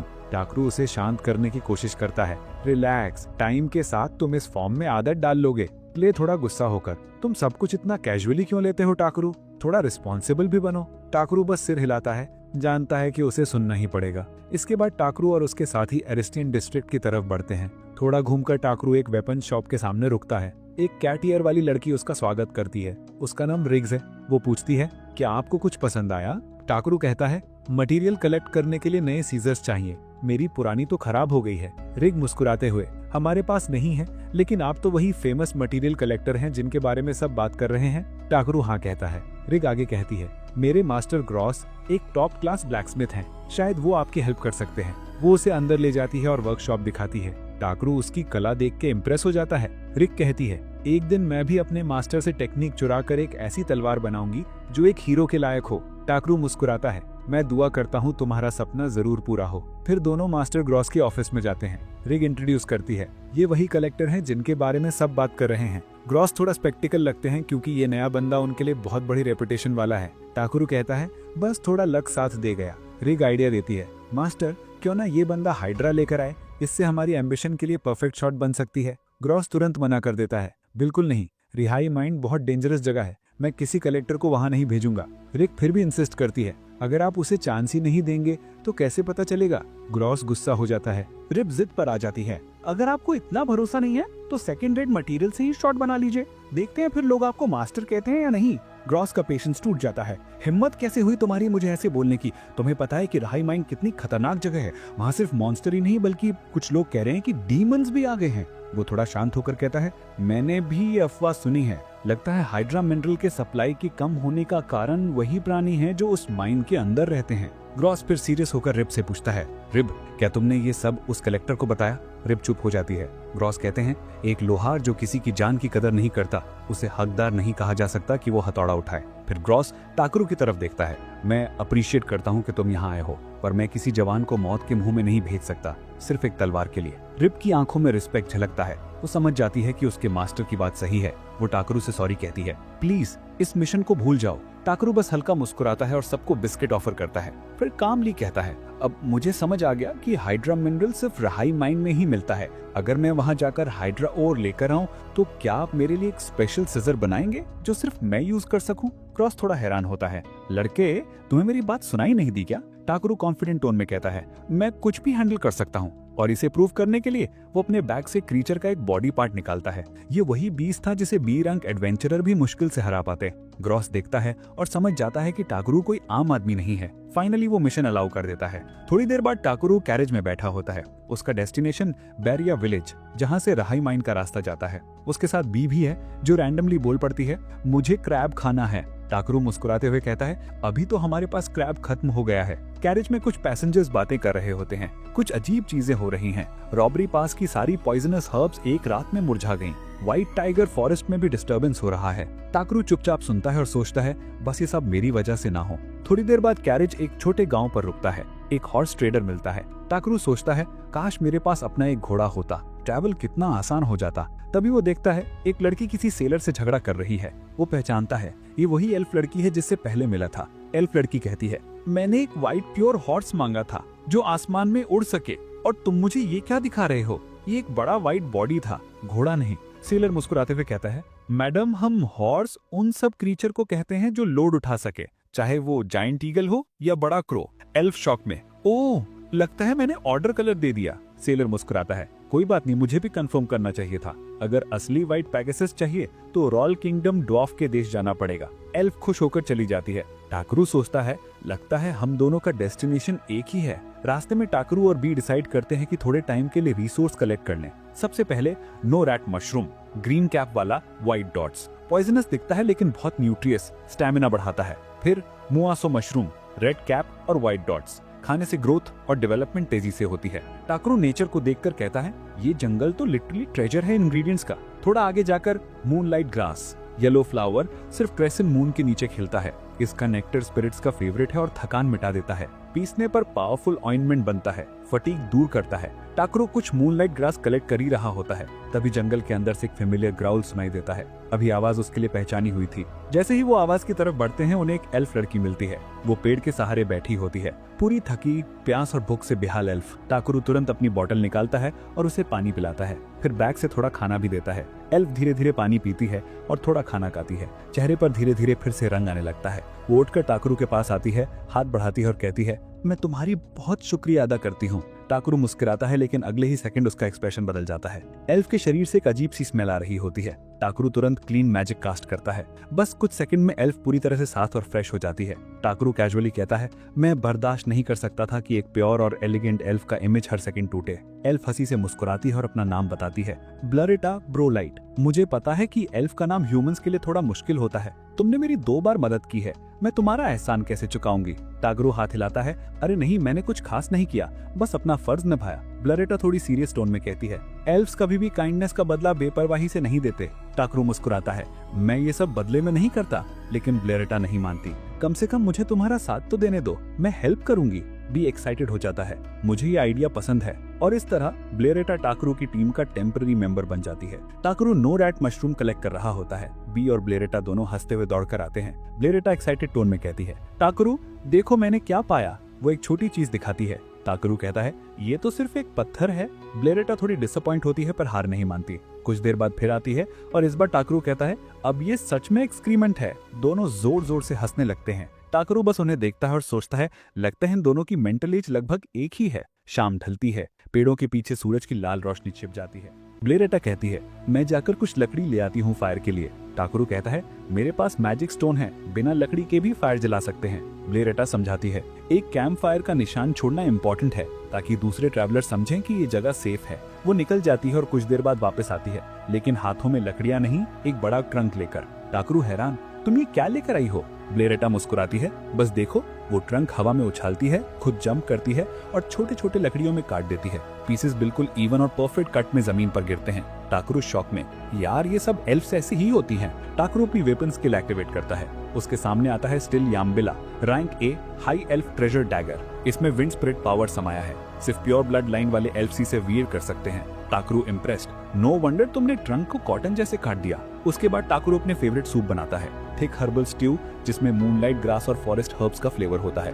ब्लेरेटा और बी एक्साइटेड। जैसे ही ब्लेरेटा पहली शिप लेती है, उसका रिएक्शन प्राइसलेस होता है। टाकरू थोड़ा शर्माकर, अरे तुम लोग तो ओवर रिएक्ट कर रहे हो, पर अंदर से खुश भी होता है। खाते खाते ब्लेरेटा पूछती है, टाकरू तुम वॉस रॉल किंगडम जा रहे हो ना? टाकरू हाँ में सिर हिलाता है, हाँ मुझे वहाँ रिहाई माइंड के हाइड्रल मिनरल कलेक्ट करना है। ब्लेरेटा क्यूरियस, तुम्हें हाइड्रल मिनरल क्यों चाहिए? थोड़ी सीरियस एक्सप्रेशन में कहती है, मैं एक व्हाइट पेगासस ऑफ स्काई ढूंढ रही हूँ, वही जिसका सपना मेरी बहन रियोटिक कारा ने हमेशा देखा था। टाकरू सीरियस होने की कोशिश करता है, लेकिन जैसे ही उसके चेहरे पर चिपके ब्रेड क्रम्स दिखते हैं, पूरा मोमेंट उठ जाता है। ब्लेरेटा फेस स्लीव से साफ करती है, लगता है मुझे फिर से तुम्हारा खाना खिलाने की आदत पड़ गई है। टाकरू हंसता है, तो तुम मेरी बॉडीगार्ड बन जाओ ना। मुझे कोई चाहिए जो नई ट्रिक सिखा सके, जैसे ये कैंपफायर का आइडिया। ब्लेरेटा थोड़ा हैरान, बस इतना ही चाहिए तुम्हें? टाकरू कैजुअली, हाँ मुझे लगता है ये काफी बड़ा फेवर है। ब्लेरेटा मुस्कुराती है, जो भी किस्मत ने हमें मिलवाया है, मैं इसे एक अच्छी साइन समझती हूँ। मैं तुम्हारा ऑफर एक्सेप्ट करती हूँ, अब मैं तुम्हारी बॉडीगार्ड हूँ। लेकिन उस रात टाकेरू को नींद नहीं आती, क्योंकि बैल के जोरदार खराटे उसके पूरे रात के सुकून को खत्म कर देते हैं। अगली सुबह उसकी आंखों के नीचे डार्क सर्कल साफ दिखाई दे रहे होते हैं, फिर भी वो बिना रुके ट्रेवल करता है। बैल बोलता है, इस रिवर के उस पार ही ड्रॉफ किंगडम का रिहाई माउंटेन है। टाकू कैजुअली कहता है, बिल्कुल मेरे होमलैंड के जोकर रेंज जैसा लगता है। बैल को कुछ समझ नहीं आता, वो टॉपिक चेंज कर देती है, चलो कुछ खाना खा लेते हैं। तीनों एक रेस्टोरेंट जाते हैं और ऑर्डर करते हैं, एक टोकरी मीट जो लोकल स्पेशलिटी होती है। टाकू पहली बाइट लेते ही कहता है, ये तो कमाल का टेस्ट है। बैल मुस्कुराते हुए कहती है, बिल्कुल जैसा मेरे दोस्त ने बताया था। टाकू सोचता है, दोस्त मतलब कोई एल्फ होगा, लेकिन बैल कहती है, नहीं नहीं, वो तो एक लिजार्ड मैन है जो ड्रैगन किंग का ऑर्डिनरी नाइट है, स्टोल एम्पायर का सेंट नाइट। उसी टाइम एक आवाज आती है, तुम उससे मिल चुके हो। सीन में क्लेस्टन एंट्री लेते हैं। बैल खुशी से कहती है, कितने दिनों बाद मिले हो क्ले? लेकिन क्ले टाकू को डांट देता है, तुम बिना बताए निकल गए, मैं गिल्ड में रिपोर्ट कर चुका हूँ। टाकू नर्वसली बोलता है, मैं गिल्ड को इन्फॉर्म कर दिया था। क्ले सरकास्टिकली कहता है, तुम हमेशा लेजी ही रहोगे। फिर पूछता है, अब कहाँ जा रहे हो? टाकू कहता है मैं रूम माइन जा रहा हूँ हाइड्रा और कलेक्ट करने। क्ले शॉक, क्या? वो तो डेंजरस एरिया है, तुम्हारे रैंक के लोग उस माइन में नहीं जा सकते। टाकू काम रहते हुए कहता है उनकी हेल्प चाहिए थी तो मैं इग्नोर नहीं कर सकता था। क्ले बोलता है अगर रिवॉर्ड अच्छा नहीं मिला तो पछताओगे। टाकू मुस्कुराता है, रिवॉर्ड तो बहुत अच्छा है, ग्रॉस ने प्रॉमिस किया था कि वो मेरे लिए अल्टीमेट पेयर ऑफ सीजर बनाएगा। क्ले थोड़े साइलेंट हो जाते हैं, फिर कहते हैं मुझे समझ नहीं आता कि तुम दिल के अच्छे हो या बहुत सिंपल माइंडेड। टाकू कहता है मेरे लिए सीजर शॉट से ज्यादा इंपॉर्टेंट है। फाइनली क्ले कहता है ठीक है, मैं भी तुम्हारे साथ चलता हूँ, वैसे भी बॉल रॉल जाना था अपने लेंस रिपेयर करने। बेल एक्साइटेड होकर कहती है मैं पहले से ही टाकू की बॉडीगार्ड हूँ, तुम सेकंड बन जाओ। क्ले मुस्कुराते हुए बोलते हैं हम सेकंड बॉडीगार्ड, सुनने में बुरा नहीं लगता। और इस तरह टाकू के नए मिशन के लिए एक ग्रुपी समुराई और एक बबली एल्फ रेडी हो जाते हैं। लेकिन टाकू के मन में एक अजीब सी फीलिंग होती है, कुछ गड़बड़ होने वाला है। नेक्स्ट मॉर्निंग वे लोग फाइनली बॉस रॉल पहुंचते हैं। एंट्रेंस के सामने एक ह्यूज भीड़ खड़ी होती है। टाकू कहता है यार जितना भी सिटीज घूमे सब जगह यही हाल है, लोगों का जाम। क्ले चिल मूड में बोलते हैं रुको मैं बात करता हूँ। वो एक गार्ड के पास जाते हैं और बस 2 मिनट में तीनों को बिना लाइन के अंदर जाने दिया जाता है। टाकू हैरान, ये तो वीआईपी ट्रीटमेंट लग रहा है, क्या ये ठीक है? क्ले कैजुअली बोलते हैं अरे नहीं, मैं बस एक पुराने दोस्त से मिला हूँ। गार्ड उन्हें अंदर गाइड करता है और एक्सप्लेन करता है बॉस रॉल पहले एक माइनिंग सेटलमेंट था, आयन एक्सट्रैक्शन के बाद इसे केवन के अंदर बसाया गया। जैसे ही टाकू नीचे देखता है वो स्टन हो जाता है, पूरा अंडरग्राउंड शहर। गार्ड बोलता है welcome to the dwarf kingdom. टाकू एकदम हैरान, ये तो कमाल का है, पूरा शहर जमीन के नीचे। गार्ड क्लिस्टन से कहता है किंग ने आपको बुलाया है। टाकू शॉक, क्या तुम किंग को जानते हो? क्ले ऑकवर्डली बोलते हैं थोड़ा पुराना और कॉम्प्लिकेटेड रिश्ता है। गार्ड हंसते हुए कहता है कॉम्प्लिकेटेड कुछ नहीं, आप हीरो हो जिसने किंग को थंडर डीमन सेंगुम से बचाया था। क्ले एम्बेरस्ड एक्सप्रेशन के साथ कहते हैं इतना ग्रैंड नहीं था, उस वक्त ड्रॉफ के लोग मास्टर ब्लैकस्मिथ थे लेकिन खुद लड़ नहीं सकते थे। एक डीमन उन पर रूल कर रहा था, लेकिन जब उसने मुझे देखा एक नजर में भाग गया। टाकू कहता है अरे ये तो कमाल का फीट है। गार्ड प्राउडली कहता है उस दिन की याद में हमने एक स्टैचू भी बनाया है। सब स्टैचू के पास जाते हैं, क्ले अपने हाथों से फेस छुपा लेते हैं। टाकू कहता है रिलैक्स, तुम जैसा भी नहीं लगता। क्ले कहता है बस वही तो प्रॉब्लम है, नाम मेरा लिखा है पर शक्ल किसी और की। क्ले कहता है मैं किंग से पहले इसी बात की कंप्लेंट करने वाला हूँ। फिर टाकू किंग से मिलता है और ग्रॉस वेंडर्स की लेटर देता है। लेटर में लिखा होता है कि परमिशन चाहिए हाई माइन एक्सप्लोरेशन के लिए। किंग कहता है मैं ग्रॉस को जानता हूँ लेकिन अब माइन सेफ नहीं है, एक बड़ा अर्थक्वेक के बाद वहाँ डीमंस का नया नेस्ट बन गया है। टैकरू कहता है मुझे फिर भी जाना पड़ेगा। क्ले बोलता है कि वो मेरी प्रोटेक्शन में है और बेल भी अच्छी वॉरियर है।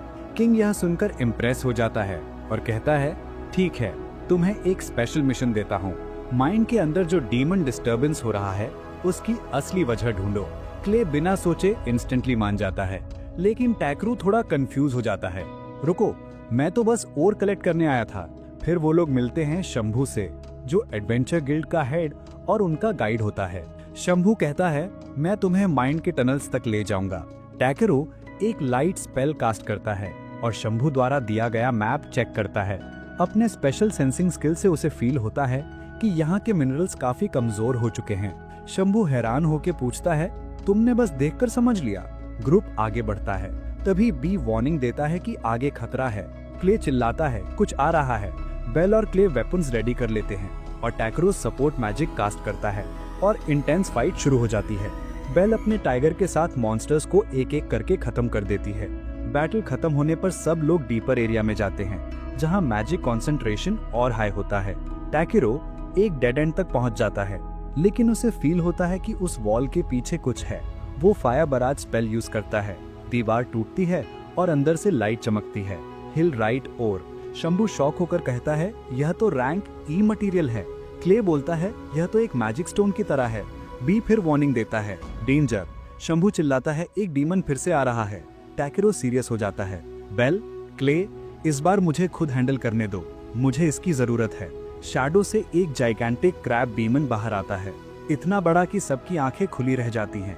आगे हम देखते हैं कि टैकेरो उस क्रैब के सामने खड़ा है। वो डीमन शायद लड़ने से ज्यादा उसे खाने में इंटरेस्टेड लगता है। क्ले और बेल चिल्लाते हैं सावधान, वो अटैक करने वाला है, लेकिन टैकेरो आराम से अटैक डॉज कर देता है। क्ले कहता है रुको मैं हेल्प करता हूँ, पर टैकेरो बोलता है नो, तुम बीच में मत आना, बस पीछे रहो। वो अपने बैग से एक रॉड निकालता है और पावर यूज करते हुए उस क्रैब पर जोरदार अटैक करता है। साथ ही पीछे से साउंड वेव्स छोड़ता है। क्रैब बेहोश होकर गिर जाता है। टाकेरो मौका देखकर उस रॉड से जानलेवा अटैक करता है, लेकिन क्रैब के हार्ड सिर पर उसका कोई असर नहीं होता। बी आइस मैजिक यूज करके क्रैब के एक पैर को जमा देता है। फिर टैकी भी आइस मैजिक का यूज करता है और पूरे क्रैब को बर्फ में जकड़ लेता है। सब चेक करते हैं और कंफर्म करते हैं कि क्रैब पूरी तरह फंस चुका है। टाकेरो कैजुअली कह देता है, भगवान इसकी आत्मा को शांति दे। लेकिन वही कोई बंदा उसके ऊपर नाराज हो जाता है कि टाकेरो ने सब कुछ अकेले क्यों कर दिया, टीम पर भरोसा क्यों नहीं किया। टाकेरो हल्का हंसकर कहता है, अब क्या करूं, मुझे क्रैब इतना पसंद है कि मैं फ्लो में आ गया। वो उसे समझाते हैं कि थोड़ा भरोसा टीममेट्स पर भी करो। टाकेरो समझ जाता है और माफी भी मांग लेता है। फिर वो क्रैब को अपने मैजिक बॉक्स में रख लेता है और क्रिस्टल्स कलेक्ट करने लगता है। बी बोलता है, थैंक यू टाकेरो, तुमने सच में बहुत मदद की। सीन कट होता है किंग के महल में। टाकेरो और सभी लोग किंग से मिलने आते हैं। टाकेरो कहता है, आपकी गुफा में जो क्रैब था हमने उसे हरा दिया। बटलर कंफर्म करता है, महाराज यह सच बोल रहा है, इसने अकेले हराया है। किंग पूछता है, क्या मैं उसे देख सकता हूँ, गुफा में असल में था क्या। टाकेरो एक मैजिक आइटम से उस विशाल क्रैब को बाहर निकाल देता है। किंग उसे देखकर पूरी तरह शॉक हो जाता है। लेकिन तभी किंग कहता है कि मैं तुम्हारी कुछ विशेष पूरी करूंगा, बताओ बदले में क्या चाहिए। टाकेरो बोलता है, क्या मैं इस क्रैब को अपने पास रख सकता हूँ। इसके बाद उस लड़की को काफी सारे सोने के कॉइन्स भी मिल जाते हैं। लेकिन टाकेरो तो सच में इसे खाने के लिए बहुत एक्साइटेड दिख रहा था। हमें दिखाया जाता है कि उस लड़की को एक ऐसा घोड़ा मिलता है जो उड़ सकता है और उस बंदे को एक बढ़िया भाला मिल जाता है। लड़की कहती है, मैं ये घोड़ा अपनी छोटी बहन को देना चाहती हूँ, उसके काम आएगा, बहुत बहुत धन्यवाद। फिर वो उन सभी को बाय कहकर उड़ जाती है। इसके बाद ताकियो भी उस बंदे के साथ वापस गिल्ड की ओर निकल जाता है। गिल्ड में लड़की पूछती है, क्या तुम दोनों ने टीम बना ली है, साथ में मिशन कर रहे हो। वो जवाब देता है, हाँ तुम सही कह रही हो, हमने एक टीम बना ली है। लड़की कहती है, ये तो बहुत अच्छी बात है, मैं गिल्ड मास्टर को बता देती हूँ। ताकेरो पूछता है, यार तुमने उससे झूठ क्यों बोला। वो कहता है, क्यों, क्या मैं तुम्हारी टीम में रहने के लायक नहीं हूँ। टाकेरो मन ही मन सोचता है कि ये काफी स्ट्रांग है और टीममेट बन सकता है। फिर दोनों बात करते हुए अपनी टीम का नाम डिसाइड करते हैं, जिसमें ताकेरो और वो दोनों शामिल रहेंगे। इसके बाद हम उस शॉप पर आते हैं जहाँ ताकेरो पहले आया था। वो अपने क्रिस्टल्स उन्हें दे देता है। जैसे ही वो लोग क्रिस्टल्स चेक करते हैं, शॉक हो जाते हैं। टाकेरो पूछता है, इनके बदले में मेरा सामान बना दोगे। वो रोते हुए बोलते हैं, ये इतने रेयर हैं कि हम इसकी कीमत भी नहीं दे पाएंगे, शायद पूरी सिटी के पैसे से भी हम तुम्हें पेमेंट ना कर पाएं। टाकेरो बोलता है, बस मेरा सामान बना दो, बाकी सारे क्रिस्टल्स तुम रख लो और फ्यूचर में अगर मुझे कुछ चाहिए हो तो हेल्प कर देना। वो लोग तुरंत मान जाते हैं। फिर ताकेरो एक छोटी सी पार्टी एंजॉय कर रहा होता है। तभी कोई आकर कहता है, तुम्हारे लिए एक लेटर आया है। ये लेटर खुद गिल्ड मास्टर देकर जाता है। ताकेरो लेटर खोलता है और पता चलता है कि किंग ने उसे बुलाया है। ताकेरो को चिंता होती है कि कहीं वो बी को मुझसे दूर ना कर दें। वो बंदे उसे समझाता है और ताकेरो मान जाता है, अगर तुम सच कह रहे हो तो ठीक है, मैं साथ चलता हूँ। ताकेरो और क्रिस्टल्स लेकर वो राजा के महल पहुंच जाता है। महल देखकर ही वो काफी शॉक हो जाता है। एक बटलर आता है और ताकेरो को अंदर ले जाता है। मेड्स उसका वेलकम करती हैं। ताकेरो इतनी खातिरदारी देखकर हैरान रह जाता है। तभी एक लड़की आकर बोलती है, तो तुम वो हो जो शहर में ड्रैगन लेकर घूम रहा है। वो ड्रैगन मेरा है, उसे वापस करो। ताकेरो और बी दोनों शॉक हो जाते हैं। ताकेरो कामली बोलता है, मानना पड़ेगा, तुम्हारी ट्रेनिंग काफी अच्छी है। वो उसकी पावर सेंस करता है और समझ जाता है कि वो अभी एक छोटी बच्ची है। ताकेरो घुटनों पर बैठकर कहता है, ध्यान से सुनना, बी कोई ड्रैगन नहीं है, मैं उसे अपना भाई मानता हूँ, उसे मैं किसी को नहीं दे सकता। लड़की समझ जाती है और माफी मांगती है। बी उसके पास आता है जैसे वो खेलना चाहता हो, लेकिन लड़की उसे ज्यादा टाइट पकड़ लेती है। ताकेरो हल्का मुस्कुराकर कहता है, बच्चे सच में दिल के बहुत साफ होते हैं। फिर किंग वहां आते हैं। ताकेरो उन्हें रिस्पेक्ट देता है और हैंडशेक करता है। किंग उन्हें टेबल पर बैठाकर चाय ऑफर करता है और कहता है, मुझे पता चला कि तुमने गांव में एक बीमार फैमिली को ठीक किया और तुमने 1 रुपया भी नहीं लिया। तुम्हारा दिल बहुत बड़ा है। क्या तुम मेरी वाइफ को भी ठीक कर सकते हो? वो बहुत बीमार है। जिसके बाद ताकेरो सोचता है, इसका मतलब ये नहीं कि मैं उनकी वाइफ को पूरी तरह ठीक कर पाऊंगा। कभी कभी मेरी पावर्स उल्टा असर भी कर देती है। किंग अपनी बातें बताता है, कैसे उसकी वाइफ कई सालों से बीमार है। ये सुनकर ताकेरो की आंखों में भी हल्का सा दर्द झलकता है और बी भी राजा की बातों में खोकर रोने लगता है। ताकेरो के पास अब मना करने का कोई रीजन नहीं बचता। तो वो कहता है, ठीक है, मैं कोशिश करूंगा। किंग तुरंत उसे क्वीन के कमरे तक ले जाता है। हम देखते हैं कि सच में क्वीन की हालत काफी खराब होती है। वो बहुत दुबली पतली हो चुकी थी। ताकेरू पूछता है, यहाँ इतना अंधेरा क्यों है?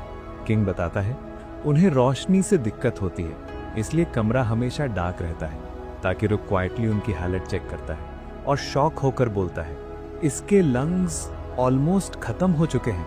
मैं शरीर को तो हील कर सकता हूं पर लंग्स को नहीं। वो क्वीन की तरफ देखकर पूछता है, क्या आप सच में ठीक होना चाहती हैं? क्वीन धीमे से मुस्कुराती है, मुझे पता है कि मैं पूरी तरह ठीक नहीं हो पाऊंगी, बस इतना ठीक हो जाऊं कि अपनी बेटी को एक बार फिर अपनी बाहों में ले सकूं। ये सुनकर किंग की आंखें भर जाती हैं। बी भी भावुक होकर पीछे सिर झुका लेता है। अब ताकेरू बिना किसी डाउट के मान जाता है, मैं पूरी कोशिश करूंगा। क्ले सोचता है, क्या ताकेरू वही मैजिक इस्तेमाल करेगा जिससे उसने खुद को हील किया था? ताकेरू कहता है, नहीं, वो मैजिक उसकी सारी मैना खा जाएगा और वो ये सहन नहीं कर पाएगी। अब कमरे की भारी नेगेटिव एनर्जी को कैसे हटाया जाए? ताकेरू कुछ पल सोचता है, फिर क्वीन की आंखों पर एक जेंटल हील स्पेल डालता है। मिस, अपनी आंखें खोलें। क्वीन धीरे धीरे आंखें खोलती हैं और सरप्राइज होती हैं। मुझे तेज रोशनी भी चुभ नहीं रही। फिर ताकेरू अपनी स्टाफ उठाता है और एक क्लींस स्पेल करता है। जैसे ही वो मंत्र बोलता है, पूरे कमरे में तेज हवा घूमती है। सब एकदम शॉक्ड। हवा रुकती है और कमरा एकदम हल्का, साफ और पॉजिटिव फील करने लगता है। बेलमिनेंट घबराते हुए पूछता है, तुम ठीक हो? क्वीन की आंखों में खुशी के आंसू आ जाते हैं। हाँ, मैं ठीक हूँ। क्ले मुस्कुराकर ताकेरू से कहता है, तुमने बहुत अच्छा किया है। लेकिन ताकेरू की एक्सप्रेशन सीरियस रहती है। वो धीमे से क्ले से कहता है, चलो, मुझे तुमसे अकेले में बात करनी है। प्राइवेट कमरे में ताकेरू बताता है कि क्वीन को इवोरा नाम का जहर दिया गया है, धीरे धीरे उनके खाने में मिलाकर। किंग शॉक होकर पूछता है, कोई ऐसा क्यों करेगा? और फिर उसके चेहरे पर डर उतरता है। उसे समझ आ जाता है ये सब किसी की साजिश थी। ताकेरू आगे कहता है, इस पॉइजन का कोई नून एंटीडोट नहीं है। मैं चाहूं भी तो इसे खरीदा नहीं जा सकता। किंग बताता है, आइवोटॉक्सिन एक फॉरबिडन पॉइजन है। सालों पहले इसकी जानकारी खो गई। ना उसका फॉर्मूला, ना उसका इलाज, कोई नहीं जानता अब। ताकेरू गहरी सोच में, तो शायद हमें इस पॉइजन को दोबारा समझना पड़ेगा, तभी क्योर मिल सकता है। क्ले तुरंत कहता है, इतना आसान नहीं है ताकेरू, ये एक लेजेंडरी पॉइजन है। इसी समय बेलमिनेंट को कुछ बहुत महत्वपूर्ण बात याद आती है और उसका चेहरा अचानक बदल जाता है। वो जल्दी जल्दी भागकर अपनी लाइब्रेरी से कुछ पुरानी किताबें निकालता है। उम्मीद करता है कि शायद उनमें उस जहर का कोई जिक्र हो, लेकिन जैसे ही वो किताबें खोलता है तो उसे पता चलता है कि सब एक बहुत पुरानी और अजीब सी भाषा में लिखी गई है, जिसे वो बिल्कुल नहीं पढ़ पाता। ये देखकर टकरू धीरे से सांस भरता है और किताबें हाथ में लेकर कहता है, ठीक है, मैं ट्राई करता हूँ। अपनी खास लैंग्वेज स्किल्स की वजह से वो कम से कम किताबों के नाम तो समझ लेता है, लेकिन इतनी मोटी मोटी किताबें जल्दी पढ़ना उसके लिए भी नामुमकिन था। आखिर वो कोई रोबोट तो नहीं, इसलिए वो फैसला करता है कि वो पूरी किताबें पढ़ने की बजाय बस आइवर पॉइजन से जुड़ी बातें ही ढूंढेगा। वो अपनी सर्च स्किल यूज करता है और कुछ पेज पलटते पलटते उसे अचानक एक किताब में आइवर नाम दिखाई देता है। टकरू तुरंत उत्साहित होकर बेलमिनेंट को बुलाता है। इसमें आइवर फ्लावर का जिक्र है, लेकिन पन्नों को पढ़ते हुए वो थोड़ा हंसते हुए कहता है, ये इतना उलझा हुआ लिखा है जैसे किसी छोटे बच्चे ने लिखी डायरी हो। सब हल्का असहज महसूस करते हैं, पर टकरू फिर भी ऊंची आवाज में पढ़ना शुरू करता है। उसमें लिखा था, एक लड़की जड़ी बूटियां ढूंढते ढूंढते एक बड़े झील के पास पहुंची। वहां एक घोड़े जैसे दिखने वाले पत्थर पर बैठकर उसने आराम किया और तभी उसे वहां सुनहरे रंग के आइवर फ्लावर्स खिलते हुए दिखे। इतना सुनते ही क्ले उसकी बात काट देता है, मैं इस जगह को जानता हूँ। बेलमिनेंट चौंक कर उसकी तरफ देखता है। क्ले नक्शा निकालता है और एक जगह पर उंगली रखकर कहता है, यहाँ, मैंने यही घोड़े के आकार वाला पत्थर देखा था। वो बताता है कि उस गांव का नाम अशत है। बेलमिनेंट नोट करता है कि वो गांव काफी दूर है, वहां पहुंचने में कम से कम 5 दिन लगेंगे। टकरू बिना वक्त गवाए कहता है, तो हमें तुरंत निकलना होगा, मैडम का इलाज इंतजार नहीं कर सकता। सब जल्द से जल्द तैयारी करने लगते हैं, लेकिन तभी खिड़की से एक नौकर उन्हें जाते देख लेता है और उसकी शक वाली नजरें साफ दिखाई देती हैं। जाने से पहले टकरू महल के बाहर कुछ मैजिक स्टोन्स रख देता है। क्ले पूछता है, ये क्या कर रहे हो? टकरू शांति से कहता है, ये सिक्योरिटी स्पेल है। अगर हमारी गैर हाजिरी में किसी ने मैडम को नुकसान पहुंचाने की कोशिश की तो मुझे तुरंत पता चल जाएगा। वेलेमिनेंट के चेहरे पर पछतावा साफ दिखता है। उसे अब समझ आता है कि उसने कितना रिस्क लिया हुआ था। तभी ट्यूस दौड़ती हुई आती है। उसकी आंखों में शर्म और थोड़ा सा गिल्ट भरा है।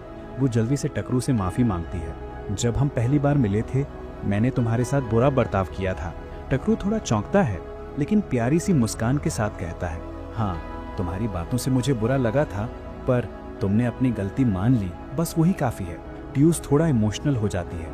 टकरू उसे समझाता है, जब इंसान किसी की फीलिंग समझने लगे तभी उसके रिश्ते स्ट्रांग बनते हैं। उसकी बातों से ट्यूस की आंखों में पानी आ जाता है। वो सिर हिलाकर थैंक्स कहती है। फिर टकरू उसे थोड़ा सीरियस होकर चेतावनी देता है, जब मैं चला जाऊंगा कुछ बटलर तुम्हें भटकाने की कोशिश करेंगे। किसी भी बात का फैसला करने से पहले हमेशा अपने पापा से पूछना। उसकी बातें सुनकर ट्यूस उसे एकदम अलग नजर से देखने लगती है, सम्मान भरी नजर से। फिर टकरू और क्ले घोड़ों पर बैठकर निकल पड़ते हैं। टकरू रफ्तार बढ़ाने के लिए स्पीड स्पेल डाल देता है, लेकिन जादू थोड़ा ज्यादा स्ट्रांग हो जाता है। क्ले का घोड़ा इतनी तेज दौड़ने लगता है जैसे कोई पागल रोलर कोस्टर हो गया हो। टकरू खुद भी हंसी डर के साथ तेजी से भागते घोड़े को कंट्रोल करने की कोशिश करता है। लंबी राइड के बाद वे आखिरकार अशद गांव पहुंचते हैं। टकरू चारों तरफ बंजर जमीन देखकर सोचता है, यार यहाँ लोग रहते कैसे होंगे। क्ले उदास होकर कहता है, ये जगह पहले बहुत खूबसूरत थी, बहुत रिच थी। कुछ दूरी चलने के बाद वे झील तक पहुंचते हैं जो अब पूरी तरह सूख गया है। टकरू स्कैन स्पेल डालता है और गहरी सांस लेकर कहता है, ये सूखा नेचुरल नहीं है, किसी ने जानबूझकर किया है। उसी वक्त कुछ गांव वाले उन्हें देखते हैं और डलकर पीछे हट जाते हैं। टकरू बहुत पोलाइटली अपना और क्ले का इंट्रो देता है, हम बस एक रेयर फ्लावर ढूंढने आए हैं, कोई नुकसान नहीं है। लेकिन गांव वाले एडवेंचरर शब्द सुनकर और ज्यादा डर जाते हैं। तब क्ले अपने हाथ का एडवेंचरर ब्रेसलेट दिखाता है। ये देखकर सब समझ जाते हैं कि वे एक ए रैंक पार्टी हैं। डर की वजह से गांव वाले झुक जाते हैं और उनमें से एक तो भूख और कमजोरी से वहीं बेहोश हो जाता है। टकरू तुरंत उसे पकड़ लेता है और समझ जाता है कि यहाँ सब काफी परेशान हैं। वो पूछता है, यहाँ आखिर हो क्या रहा है। गांव के अंदर पहुंचने पर गांव का चीफ उन्हें पूरी कहानी बताता है। 10 महीने पहले अचानक झील का पानी रंग बदलने लगा। कुछ ही समय में सारी मछलियां मर गई और कुएं का पानी भी खराब हो गया। उसी दौरान एक अजीब सा व्यापारी इंगश आया। उसने कहा कि वो पानी देगा, बदले में गोल्डन फ्लावर्स चाहिए। हर एक फूल के बदले वो 60 बैरल पानी देता था, लेकिन वो पानी खेती के लिए काफी नहीं होता था। धीरे धीरे खाना भी खत्म होने लगा और लोग भूख से गिरने लगे। कहानी सुनकर क्ले कहता है, मतलब वही इंगश उनसे आइवर फ्लावर्स ले रहा था। टकरू सिर हिलाकर सहमति जताता है और कहता है, और मुझे लगता है वो आदमी बहुत गड़बड़ है। गांव वाले भरोसा नहीं करते। उसने तो हमारी मदद की है। लेकिन टकरू समझाता है, उसने तभी मदद शुरू की जब पानी पूरी तरह खराब हो गया था और झील को किसी ने जानबूझकर सुखाया है। ये सुनकर गांव वाले शॉक्ड हो जाते हैं। उन्हें किसी ने कभी नहीं बताया कि उनके सुंदर फूल जहरीले होते हैं। अब उन्हें समझ आता है कि इंगश ने उनसे धोखा किया। गांव वालों की हालत देखकर टकरू गुस्सा रोकता है और कहता है, मैं उस व्यापारी को सजा देकर रहूंगा। फिर वो बिया को बुलाता है। बिया आकाश में उड़ती है और एक तेज आवाज करती है। कुछ ही सेकंड में बादल घिर जाते हैं और बारिश शुरू हो जाती है। कई महीनों बाद पहली बार साफ पानी गिर रहा था। गांव वाले खुशी से बारिश में भीगते रहते हैं। कुछ देर बाद टकरू बिया को बारिश रोकने का इशारा करता है। उसके बाद वो मैजिक से गांव की गंदगी साफ करता है, टूटी जगहें ठीक कर देता है। सब लोग हैरान रह जाते हैं। फिर वो मुस्कुराते हुए एक और काम करता है, जादू से एक बड़ा सा फीस्ट तैयार कर देता है। भूखे गांव वाले तुरंत खाना खाने लगते हैं। टकरू बस उन्हें देखकर हल्का सा मुस्कुरा देता है। खाना खत्म होने पर चीफ उसकी तरफ आता है और कहता है, हम आपका बदला कुछ नहीं चुका पाएंगे। टकरू शांत होकर कहता है, मुझे बस आइवर फ्लावर्स चाहिए, उनसे मैं इलाज तैयार कर पाऊंगा। चीफ तुरंत मान जाता है, लेकिन फिर भी शर्मिंदा होता है। उसी समय छोटे बच्चे टकरू के पास आते हैं और उसके कपड़े पकड़कर खेलने लगते हैं। चीफ उन्हें डांट देता है, रुक जाओ, तुम अपने रक्षक को परेशान कर रहे हो। टकरू हंसकर कहता है, अरे रहने दो, बच्चे हैं, यही असली खुशी है। क्ले धीरे से कहता है, अब हमें कोई बदला नहीं चाहिए, आइवर फ्लावर तो वैसे भी यहीं का खास फूल है। फिर बच्चे टकरू का हाथ पकड़कर उसे एक जगह ले जाते हैं, एक छोटा सा कमरा जैसा। टकरू चारों तरफ देखता है और पूछता है, ये कोई स्टोर रूम है क्या? गोंजा बताता है, हाँ, यहाँ हम वो फल रखते हैं जो हम इकट्ठा करते हैं। टकरू पूछता है, तो जब इतने भूखे थे तो इन्हें खाया क्यों नहीं? गोंजा समझाता है, ये फल बहुत कड़वे होते हैं, हम बस इनके फूलों का नेक्टर लेते हैं, शहद बनाते हैं, फल तो फेंक देते हैं। टकरू खुद एक फल चखने का फैसला करता है। बच्चे हैरान होकर देखते रहते हैं कि वो सच में खाने वाला है। पहला कौर लेते ही उसका चेहरा थोड़ा अटक सा जाता है। अरे इसका स्वाद तो ठीक है। बच्चे हंस पड़ते हैं और तभी बेलमिनेंट के घर में अचानक अलार्म बजने लगता है। ट्यूस तुरंत अपनी माँ के कमरे की तरफ भागती है, क्योंकि ये अलार्म तभी बजता है जब कोई बुरी नीयत वाला पास आता है। कमरे के पास पहुंचते ही उसे बर्नार्ड खड़ा मिलता है। बर्नार्ड उसे देखकर पास आने लगता है। ट्यूस घबरा कर पीछे हट जाती है और कहती है, तुम ही हो ना जिसने मेरी माँ को जहर दिया। बर्नार्ड शांत रहकर मना करता है, लेकिन ट्यूस कहती है, ये अलार्म तभी बजता है जब आसपास कोई गलत सोच वाला इंसान हो। बर्नार्ड की आंखें सिकुड़ जाती हैं। तुम किसी अजनबी एडवेंचरर पर इतनी जल्दी भरोसा कर रही हो। लेकिन ट्यूस डटी रहती है। मुझे टकरू पर पूरा भरोसा है, वो अच्छे इंसान है। बर्नार्ड उसके मन को बदलने की कोशिश करता है और ट्यूस अंदर ही अंदर दबाव महसूस करने लगती है। तभी बेलमिनेंट तेजी से वहां आता है और ट्यूस तुरंत उसके पास चली जाती है। वो कहती है कि उन्हें तुरंत कुछ जरूरी बात करनी है। बेलमिनेंट दोनों को एक प्राइवेट कमरे में ले जाता है। अंदर पहुंचकर वो कहता है कि वो अभी भी टकरू पर पूरी तरह भरोसा नहीं कर पा रहा। ये सुनकर ट्यूस थोड़ा हैरान हो जाती है। बर्नार्ड को लगता है कि अब मालिक उसकी तरफ है, लेकिन तभी बेलमिनेंट गंभीर होकर कहता है कि जो भी हो, टकरू ने उसकी पत्नी का इलाज किया है तो एक मौका देना तो बनता है। बेलमिनेंट बताता है कि टकरू के अलार्म ने बर्नार्ड की चालाकी पकड़ ली थी, इसलिए अब वो उसकी वफादारी की टेस्ट करेगा। वो एक कप लेकर आता है और कहता है कि इसमें वही दवा है जो बर्नार्ड सालों से उसकी पत्नी को देता आया है। फिर वो कहता है, अगर तुम सच में ठीक हो तो इसे पी लो। बर्नार्ड तुरंत पीछे हट जाता है। बेलमिनेंट की आवाज और ठंडी हो जाती है, क्यों बर्नार्ड, अपनी ही दवा नहीं पी सकते? बर्नार्ड डर के मारे कांपने लगता है। तभी बेलमिनेंट गुस्से में वो कप उसके चेहरे पर फेंक देता है। बर्नार्ड डर से चिल्लाने लगता है, मुझे जहर दे दिया गया। बेलमिनेंट शांत होकर कहता है, इसमें तो सिर्फ पानी था। बस इतना सुनते ही साफ हो जाता है कि असली जहर तो बर्नार्ड ही मिलाता था। बेलमिनेंट तुरंत गार्ड्स को बुलाकर उसे पकड़ने का आदेश देता है। जब बर्नार्ड को ले जाया जाता है तो हेड बटलर एक अजीब सा कागज बेलमिनेंट को देता है। वो बताता है कि ये बर्नार्ड के कमरे से मिला है। बेलमिनेंट उसे खोलता है और चौंक जाता है। उसमें पुराने जमाने की भाषा में कुछ लिखा होता है। उसे समझ आ जाता है कि ये काम किसी छोटे मोटे अपराधी का नहीं है, कोई बड़ा संगठन उसे टारगेट कर रहा है। उधर गांव में एक आदमी देखता है कि कोई चीफ के दरवाजे पर जोर से दस्तक दे रहा है। वो आदमी पास जाकर पूछता है, कौन हो तुम? लेकिन चेहरा देखते ही वो हैरान रह जाता है। वो इंगश था। इंगश गुस्से में कहता है कि उसे अभी के अभी आइवर फ्लावर्स चाहिए। गांव वाला बताता है कि चीफ कुछ एडवेंचरर्स के साथ बाहर गए हैं और अब गांव वाले अपने जहरीले फूल किसी को नहीं देते क्योंकि उनका गलत इस्तेमाल हो सकता है। ये सुनकर इंगश समझ जाता है कि उसका राज खुल चुका है। वो तुरंत अपने लोगों को बुलाकर आदेश देता है, गांव को जला दो। इधर चीफ टकरू और क्ले को एक अंधेरी गुफा में ले जा रहा होता है। काफी देर चलने के बाद गुफा के आखिरी हिस्से में एक झील दिखाई देती है। उसके बीच में एक सुंदर घोड़े की मूर्ति और चारों तरफ चमकते गोल्डन फूल। टकरू की आंखें चमक उठती हैं। वही असली आइवर फ्लावर्स जिनके बारे में अब तक सिर्फ कहानियां सुनी थी। थियो पूछता है कि उस मूर्ति में बने प्राणी के बारे में और बताएं। बुजुर्ग बताते हैं कि हॉफलेनर एक दैत्य पंखों वाला घोड़ा था जिसने कभी झील के राक्षसों से गांव की रक्षा की थी। तब से गांव वाले उसे संरक्षक आत्मा मानते हैं और माना जाता है कि उसी के आंसुओं से आइवर फ्लावर्स बने। ये कहानी कई पीढ़ियों से सुनी जा रही है।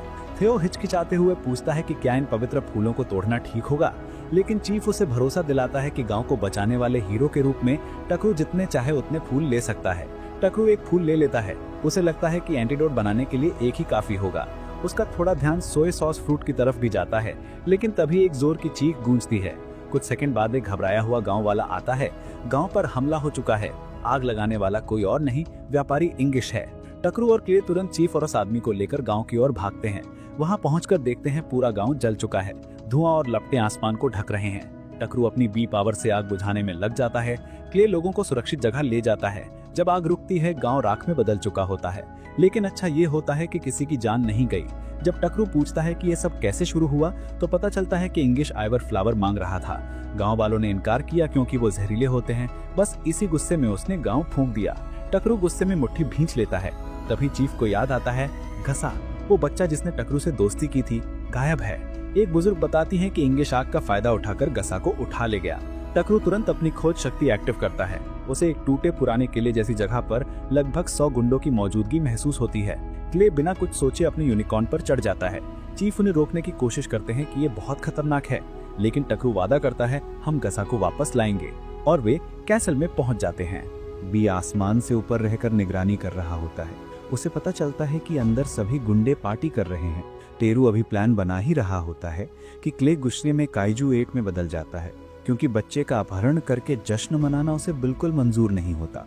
टेरू उसे शांत करता है और दोनों पर अदृश्यता का जादू कर देता है। वे शराब में धुत पहरेदारों को पार करते हुए अंदर घुस जाते हैं। रास्ते में टेरू सबूत के तौर पर कुछ चीजें उठाता भी जाता है, लेकिन उन्हें किसी भी कमरे में गासा नहीं मिलता। इसलिए वे तय करते हैं कि सीधे इंगेज तक जाकर उससे ही सच्चाई निकलवाएंगे।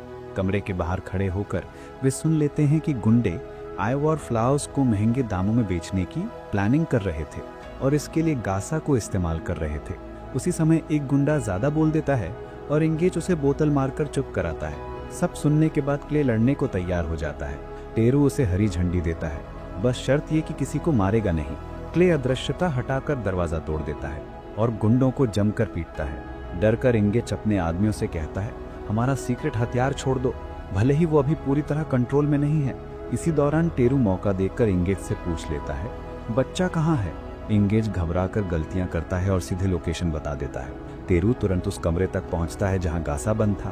बी एक झटके में पहरेदार को गिरा देता है और टेरू बच्चे को आजाद कर देता है। लेकिन बाहर आते ही वे देखते हैं कि किले के बाहर विशाल टेंटिकल्स उठ रहे हैं। गुंडे चिल्लाकर भाग रहे हैं। झील का दानव वापस आ गया। टेरू गासा को पकड़े लड़ाई वाली जगह की ओर भागता है। अंदर पहुंचकर देखता है कि क्ले एक बड़े राक्षस से भिड़ा हुआ है। स्कैन करने पर पता चलता है ये एक बी रैंक डार्क नेन है जिसे एंगेज ने बुलाया है। एंगेज खुद डर के मारे रो रहा होता है। टेरू उसे मरने नहीं देता। वो ढाल बनाकर उसे बचा लेता है और तय करता है कि उसे बाद में गिरफ्तार किया जाएगा। क्ले राक्षस के टेंटिकल से जूझ रहा होता है। टेरू एक तगड़ा बर्फ वाला जादू करता है और पूरे डार्क नेन को जमा देता है। क्ले एक पंच मारकर उस पर हमला करता है, लेकिन इससे राक्षस का इमरजेंसी सिस्टम एक्टिवेट हो जाता है। जमे हुए टेंटिकल्स टेरू पर टूट पड़ते हैं। वो अपनी स्टाफ से खुद को और गासा को बचा तो लेता है, लेकिन टक्कर इतनी तेज होती है कि दोनों दीवार फोड़कर बाहर गिर जाते हैं। बी उड़कर गासा को पकड़ लेता है, लेकिन टेरू जहरीली झील में गिर जाता है। वो समझ जाता है कि शायद अब यही उसका अंत है।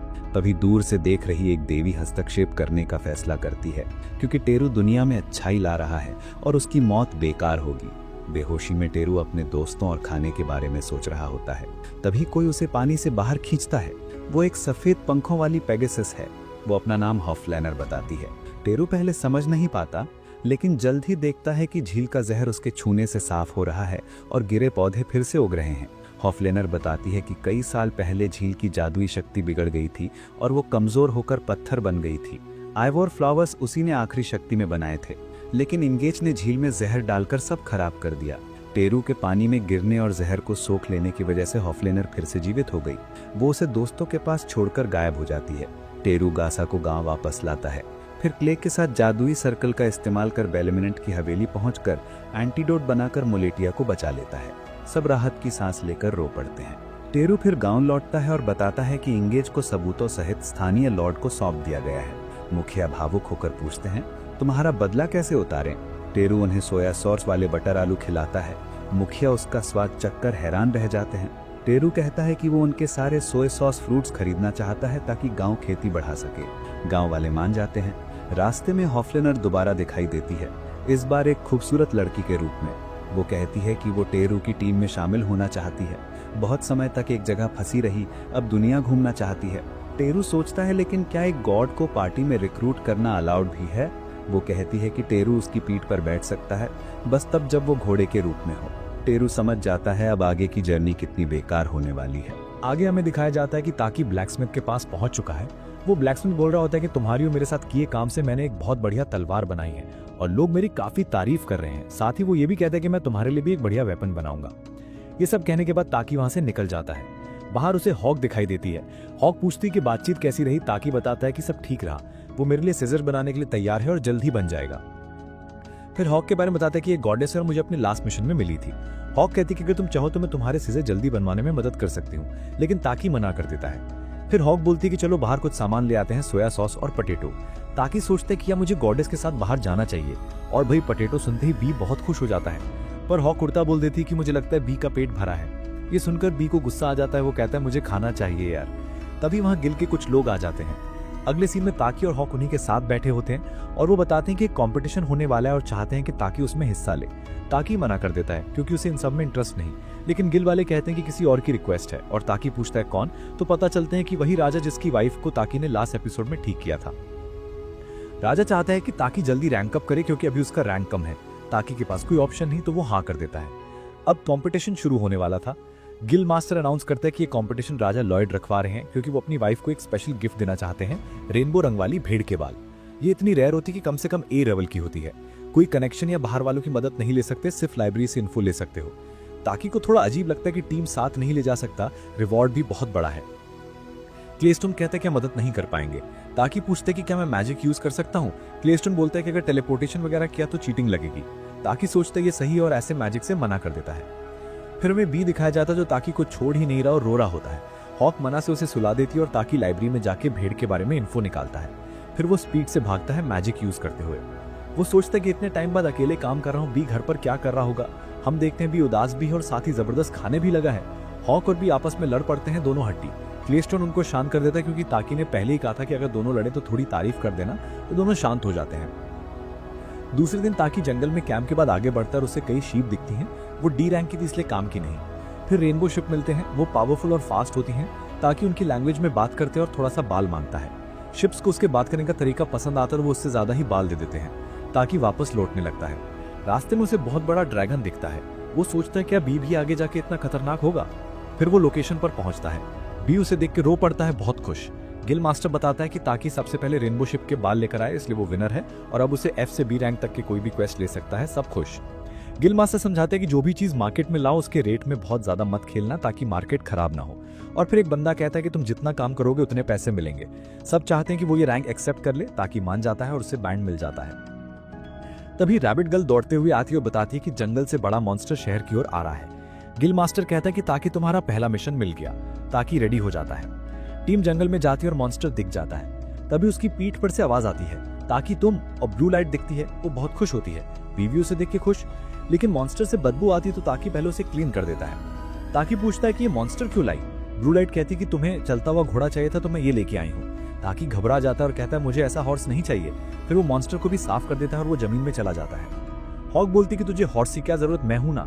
ये सुन के ब्लू लाइट शॉक हो जाती है और पूछती कि ये लड़की कौन है। ताकि कहता है कि पहले गिल में चलो, वहीं बात करेंगे। गिल में पहुंच के वो हॉक के बारे में सब बता देता है। ब्लू लाइट पूछती है क्या मैं तुम्हारी टीम ज्वाइन कर सकती हूँ। ताकि मान जाता है क्योंकि वो खुद भी चाहता था।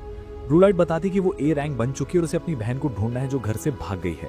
उसकी बहन को एक ट्री के लिए सैक्रिफाइस करना था, लेकिन उससे पहले शादी और बच्चा। जब उसे पता लगा तो वो भाग गई। वो किसी और से शादी नहीं करना चाहती थी।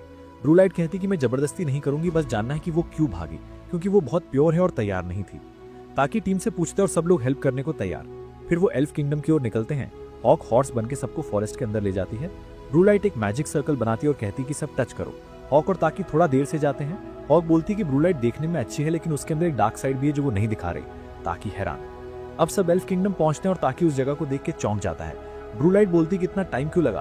ताकि कहता है कि मैं तो पीछे ही था। तभी उन पे एरो से अटैक होता है। ताकि शील्ड से सबको बचा लेते। ब्लू लाइट चौंक जाती क्योंकि ये उसके गांव वाले ही कर रहे थे। एक बंदा आता और कहता है कि हमें नहीं लगा था कि तुम ऐसे बाहर वालों को यहाँ ला सकोगी, मतलब तुम हमें धोखा दोगी। ताकि के दिमाग में सीधे वो बात घूमती है कि क्या सच में ब्लू लाइट का कोई डार्क साइड है। और आगे हम वही बंदा देखते हैं जो उन सभी को काफी ज्यादा धमकी दे रहा था और खासकर ब्लू लाइट को बोल रहा था कि तुम इन सभी इंसानों को यहाँ पे कैसे लेके आ सकते हो। और इंसान के साथ काफी ज्यादा क्रीचर भी थे। ये बात सुन के होप काफी ज्यादा गुस्सा हो जाती है और फिर वो बैरियर से बाहर निकलती है और बोलने लगती है, आखिरकार तुमने मुझे क्रीचर कैसे कहा, मतलब मैं एक गॉड हूँ। गॉड सुनते ही वो बंदे लोग वहाँ पे काफी ज्यादा हैरान हो जाते हैं और फिर वो अपने हॉर्स वाले फॉर्म में आ जाती है। ये देख के सब लोग काफी डर जाते हैं और रिक्वेस्ट करने लगते हैं। लेकिन अभी होप गुस्सा हो चुकी थी और अब बोलती है, मैं तुम सभी को अभी सजा देने वाली हूँ। और फिर वो आसमान से बिजली गिराती है जो उन सभी बंदों के ऊपर पड़ती है। बंदों की हालत काफी खराब हो जाती है। ये सब देख के बी को काफी ज्यादा अच्छा लगता है वहाँ पे।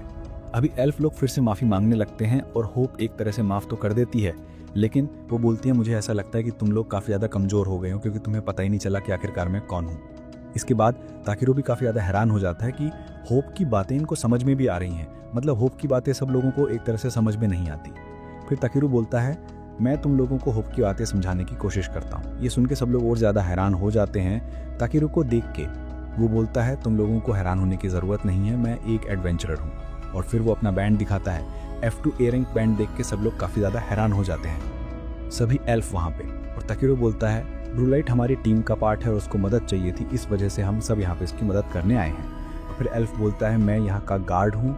ये देख के वहाँ पे बाहर के लोग काफी ज्यादा घबरा जाते हैं। वो अपने साथ सबको चलने के लिए बोलता है और सब लोग वहाँ पे जा रहे होते हैं। होप ताकिरो से बोलती है, मुझे यहाँ पे काफी ज्यादा अजीब सा फील हो रहा है, मतलब इस फॉरेस्ट के अंदर। ताकिरो बोलता है, मुझे तो ऐसा कुछ फील नहीं हो रहा। रास्ते में चलने के दौरान ताकेरू और बाकी लोग नेचर को देखते हैं, जो सच में उनको काफ़ी ज़्यादा कमाल का लग रहा था। फिर वो लोग एक बड़े से पेड़ के पास पहुंचते हैं। ताकेरू हैरान हो जाता है और पूछता है कि आखिर यहाँ पे मैजिक इतना ज़्यादा क्यों है। मतलब एरिया में मैजिक काफ़ी ज़्यादा था और कोई भी वहाँ पे आंसर नहीं दे रहा था। एल्फ बोलता है अगर तुम्हें कैसल के अंदर जाना है तो पहले तुम्हें सबको नहाना पड़ेगा, प्योर होना पड़ेगा।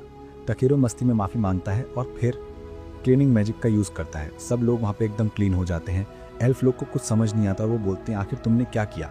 होप ताकेरू को काफ़ी ज़्यादा तारीफ करती है और बोलती है तुम सच में काफ़ी ज़्यादा कमाल के हो। ताकेरू काफ़ी कंफ्यूज होता है मैजिक को लेके और ब्रोलाइट सबको अंदर ले जाती है और बताती है इस ट्री को लाइफ ट्री कहते हैं। इसके अंदर उनका घर था। हाई लाइफ जो होता है वो सब वहाँ रहते थे। नॉर्मल लोगों को यहाँ आने की परमिशन नहीं थी। ब्रोलाइट बोलती है मैं हाई एल्फ में से एक हूँ। यहाँ पे एक पनिशमेंट होती है, मतलब कोई भी हाई एल्फ इस जगह को छोड़ के नहीं जा सकता, लेकिन मैं छोड़ के चली गई थी, इस वजह से शायद मुझे यहाँ पे पनिशमेंट मिल सकता था।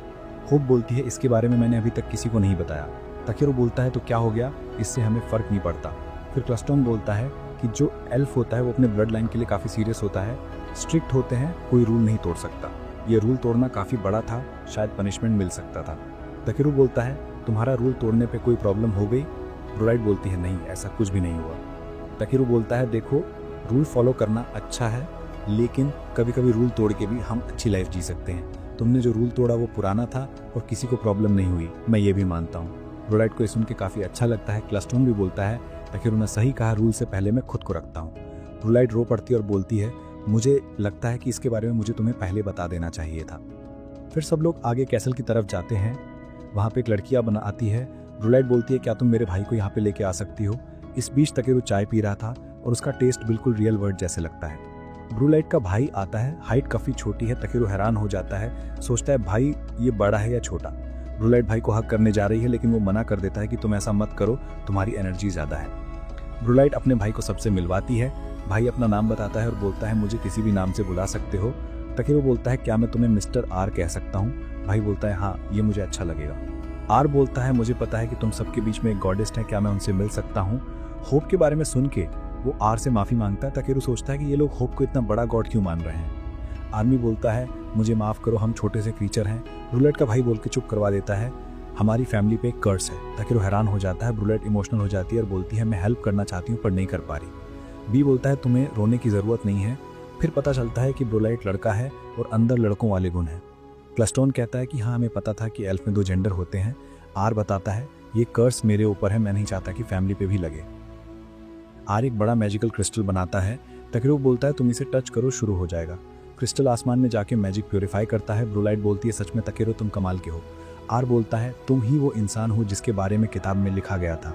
फ्यूचर के बारे में बताता है और लिखा था कि आसमान सूख जाएगा और दुनिया में कहलाएगा।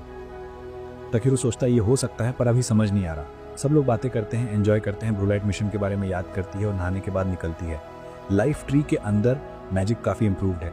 अबर आती है और बताती है कि कर्स नोबल ब्लड में ही था और 50 साल बाद ज़्यादा स्प्रेड हुआ। ताकेरू सोचता है मुझे इसका जुगाड़ करना होगा, इसका इलाज ढूंढना होगा। नेक्स्ट डे ताकेरू क्वीन के पास जाता है। क्वीन और ताकेरू की पावर देख के हैरान हो जाती है। छोटा एंशिएंट ड्रैगन देख के और ज़्यादा हैरान होती है। बी बोलता है ये अलाउड है, जो चाहे कर सकता है। ताकेरू पूछता है मैजिक इतना थिक कैसे हो गया। क्वीन बोलती है करंट्स के झटके की वजह से मॉन्स्टर जग गया है। ताकेरू बोलता है please help. ताकेरू magical circle create करता है जिससे बाहर के लोग बातें नहीं सुन सकते। सबकी जीन स्कैन करता है। अबर के हस्बैंड का सेकंड ब्रदर है।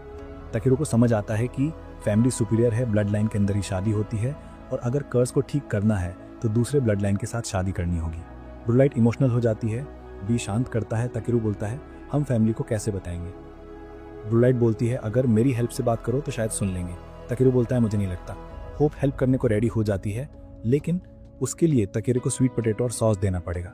सब लोग हंस पड़ते हैं और बोलते हैं हम जरूर देंगे। तो आगे हम देखते हैं कि जैसे ही टेकरू पूरा सोल्यूशन समझाता है, ब्रोलाइट बोलती है कि इसका मतलब अब मेरे जैसा कोई और कर्स्ड बच्चा पैदा नहीं होगा। ये कहते ही उसकी आंखों में आंसू आ जाते हैं और वो रोने लगती है। उसे देखकर वॉर्पी बोलती है कि अगर तुम अब इतना रो रही हो तो मुझे लगता है कि अब मुझे रिवर एरिना से बात करनी पड़ेगी। तभी हमें पता चलता है कि रिवर एरिना एल्व्स की गॉडेस है। इसके बाद हम देखते हैं कि वॉर्पी बी को साथ लेकर उड़ती है और रिवर एरिना को ढूंढने निकल जाती है। वो काफी देर तक आसमान में अलग अलग जगहों पर उड़कर देखती है, लेकिन उन्हें रिवर एरिना कहीं नहीं मिलती। कुछ देर बाद वो नीचे आकर सबको बताती है कि हमने बहुत जगह ढूंढा लेकिन रिवर एरिना कहीं नहीं मिली। तभी ब्रूलाइट बोलती है कि कहीं ऐसा तो नहीं कि वो हमसे जानबूझकर छुप रही हो। उसी वक्त क्लेस्टोन बोलता है कि मुझे तो लग रहा है कि यहाँ कुछ गड़बड़ है, क्योंकि कल भी तुमने देखा था कि यहाँ के मैजिक एलिमेंट्स काफी ज्यादा थिक हो गए थे। ये सुनकर टेकरू ब्रूलाइट से कहता है कि मुझे लगता है पहले हमें थोड़ी इन्फॉर्मेशन इकट्ठा करनी चाहिए। वो पूछता है कि क्या आसपास कोई गिल्ड है।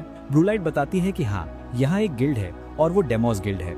डेमोस गिल्ड का नाम सुनते ही क्लेस्टोन बोलता है कि ये तो बहुत फेमस और काफी रिस्पेक्टेबल गिल्ड है। इसके बाद वो सब उस गिल्ड की तरफ जाते हैं। गिल्ड के पास पहुंचकर क्लेस्टोन बताता है कि ये सबसे फेमस गिल्ड इसलिए है क्योंकि यहाँ ज्यादातर एडवेंचरर्स एवरेज रैंक के हैं और ये गिल्ड साइज में भी काफी बड़ा है। साथ ही बाहर की दुनिया से आने वाले लोगों को यहाँ ज्यादा पसंद नहीं किया जाता। ये सुनकर टेकरू बोलता है कि अगर बाहर की दुनिया के लोग यहाँ कम आते हैं तो यहाँ मुझे कुछ ऐसा जरूर मिलेगा जो बाहर कहीं नहीं मिलता होगा। वो मन ही मन रेयर मटेरियल्स के बारे में सोचने लगता है। फिर वो लोग गिल्ड के अंदर जाते हैं। अंदर जाते ही उन्हें गिल्ड मास्टर दिखती है, जो देखने में सच में काफी अच्छी लगती है। वो खुद को सारा बताती है और कहती है कि तुम लोग मुझे सारा कह सकते हो। सारा टेकरू से कहती है कि वो उसके बारे में जानती है कि वो एक ऑलराउंडर है और ड्रैगन किंग भी, क्योंकि उसके पास एक ड्रैगन है। इसके बाद सारा ब्रूलाइट के पास जाती है और उससे प्यार से बात करती है। वो कहती है कि मैं तुम्हारे लिए बहुत चिंता कर रही थी ब्रूलाइट, क्योंकि तुम काफी समय से यहाँ नहीं आई थी। वो उससे काफी लवी डवी तरीके से बात करने लगती है। ये सब देखकर टेकरू थोड़ा शर्मा जाता है और सोचता है कि यहाँ चल क्या रहा है। तभी टेकरू की नजर वहाँ लगे क्वेस्ट बोर्ड पर पड़ती है। वो जाकर देखता है कि वहाँ एक मशरूम से जुड़ा क्वेस्ट लगा हुआ है। उसे देखकर वो बोलता है कि यहाँ तो काफी सारे मटेरियल गैदर करने वाले क्वेस्ट हैं। खासकर ये एक मशरूम वाला क्वेस्ट उसे काफी पसंद आता है। वो मशरूम बी रैंक का होता है और काफी रेयर होता है। गिल्ड मास्टर बताती है कि ये मशरूम सच में बहुत रेयर है और क्योंकि हाल ही में आसपास मैजिक एलिमेंट्स काफी ज्यादा बढ़ गए हैं, इस वजह से इसे इकट्ठा करना और भी मुश्किल हो गया है। ये सुनकर टेकरू बोलता है कि मुझे लगता है हमें यही वाला क्वेस्ट लेना चाहिए। ब्रूलाइट कहती है कि अगर ऐसा है तो वो उन्हें सबसे डीप जंगल में ले जाएगी। वो बताती है कि वहाँ एक केव है जहाँ वो पहले भी जा चुकी है। टेकरू बोलता है कि अगर ऐसा है तो फिर तय रहा, हम यही क्वेस्ट लेंगे। इसके बाद अगला सीन रात का होता है। रात में हम देखते हैं कि टेकरू घर पर कुछ अजीब सा मटेरियल बना रहा होता है। वो एक तरह का मैजिकल आइटम तैयार कर रहा होता है। बी उससे पूछता है कि ये क्या बना रहा है। टेकरू बताता है कि ये वो चीज है जो किसी वियर्ड सिचुएशन में काम आएगी। अगर कभी कोई बड़ी दिक्कत आ गई तो ये हमारे काम आएगा, क्योंकि यहाँ एल्स की गार्जियन यानी रिवर एरिना भी मौजूद नहीं है। टेकरू कहता है कि इसे तुम एक तरह का इंश्योरेंस समझ सकते हो।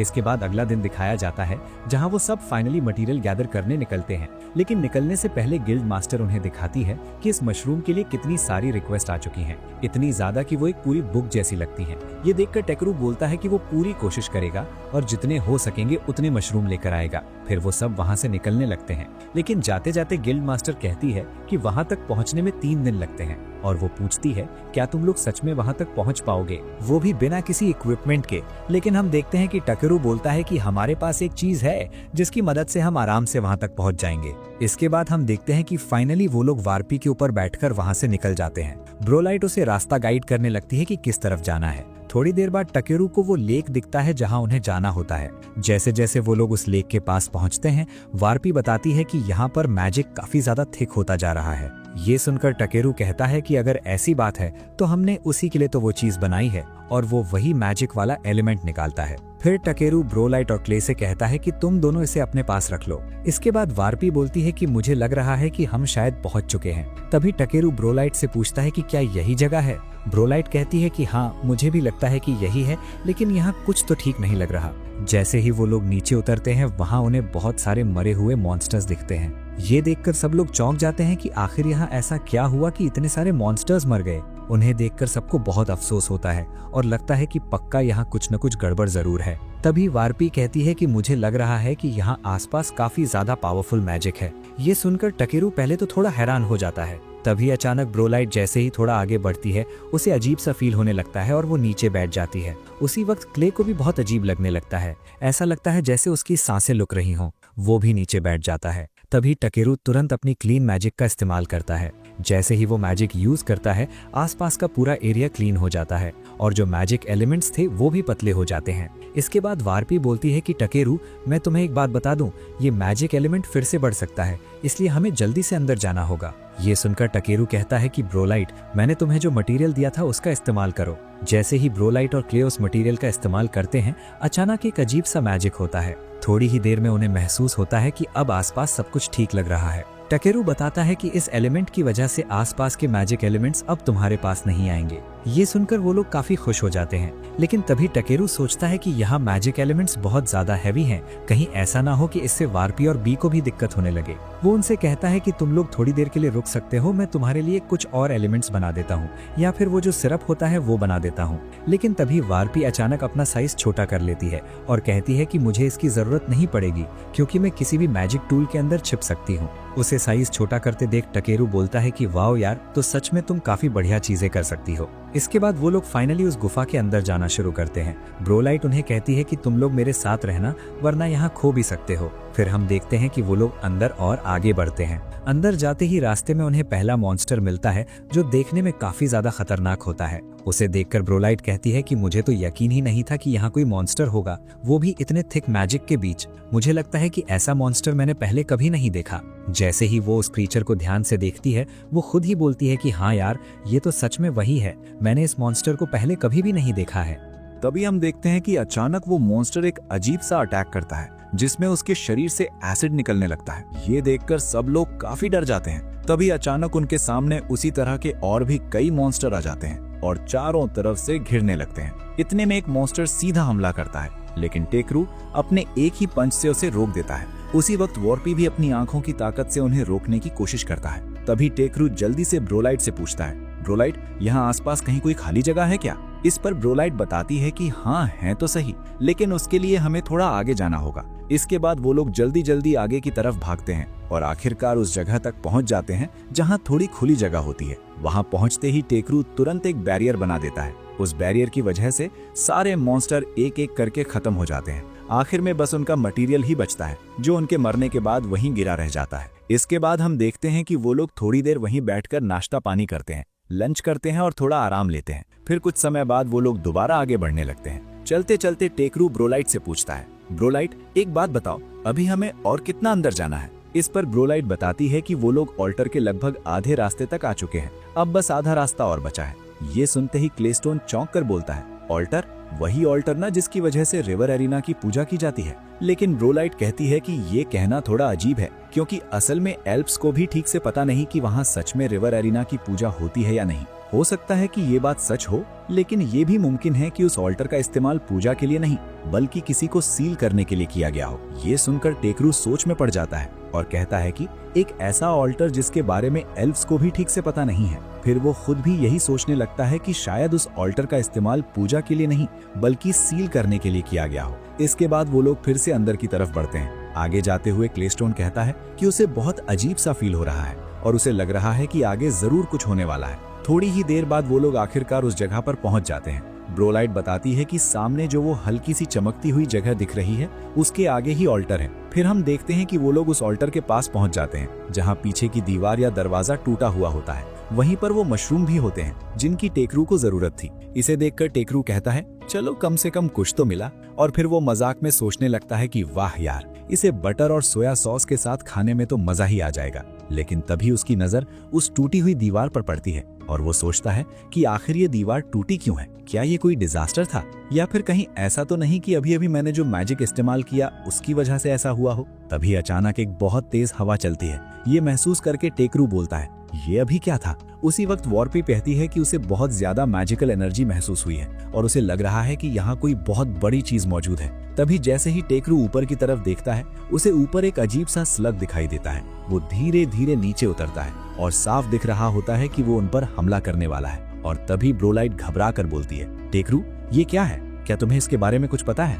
तभी हम देखते हैं कि टेकरू उसका स्टेटस चेक करता है और उसे पता चलता है कि ये कीटो डार्क स्लग है। आगे पता चलता है कि ये डार्क स्लग काफी ज्यादा ताकतवर है, क्योंकि ये एक एस रैंक मॉन्स्टर है। ये सुनते ही क्लेस्टोन चौंक कर बोलता है कि क्या यही वो मॉन्स्टर है जो पहले एक बार गैनफा नाम के किंगडम में निकला था और उसने पूरा का पूरा किंगडम तबाह कर दिया था? ये सुनकर ब्रोलाइट तुरंत बोलती है कि हम इससे नहीं लड़ सकते, हमें यहाँ से भाग जाना चाहिए। लेकिन टेकरू मना कर देता है और कहता है कि नहीं, अब हम पीछे नहीं हट सकते। अगर ये ऐसा डीमन है जिसने एक पूरा नेशन खत्म कर दिया था, तो ये आगे चलकर हम सब के लिए बहुत बड़ा खतरा बन सकता है। और वैसे भी हम यहाँ रिवर अरीना को ढूंढने आए हैं, तो अब यहाँ तक आकर कुछ तो करना ही होगा। फिर टेकरू सबको बताता है कि इस डार्क स्लग की वीकनेस फायर है और बी फायर को काफी अच्छे से यूज कर सकता है, जो हमारे लिए एक अच्छी बात है। तभी क्लेस्टोन भी अपना रूप बदलता है और पहले से कहीं ज्यादा खतरनाक दिखने लगता है। उधर वॉर्पी बोलती है कि तुम लोग फाइट करो, मैं ऊपर से चीयर करूंगी।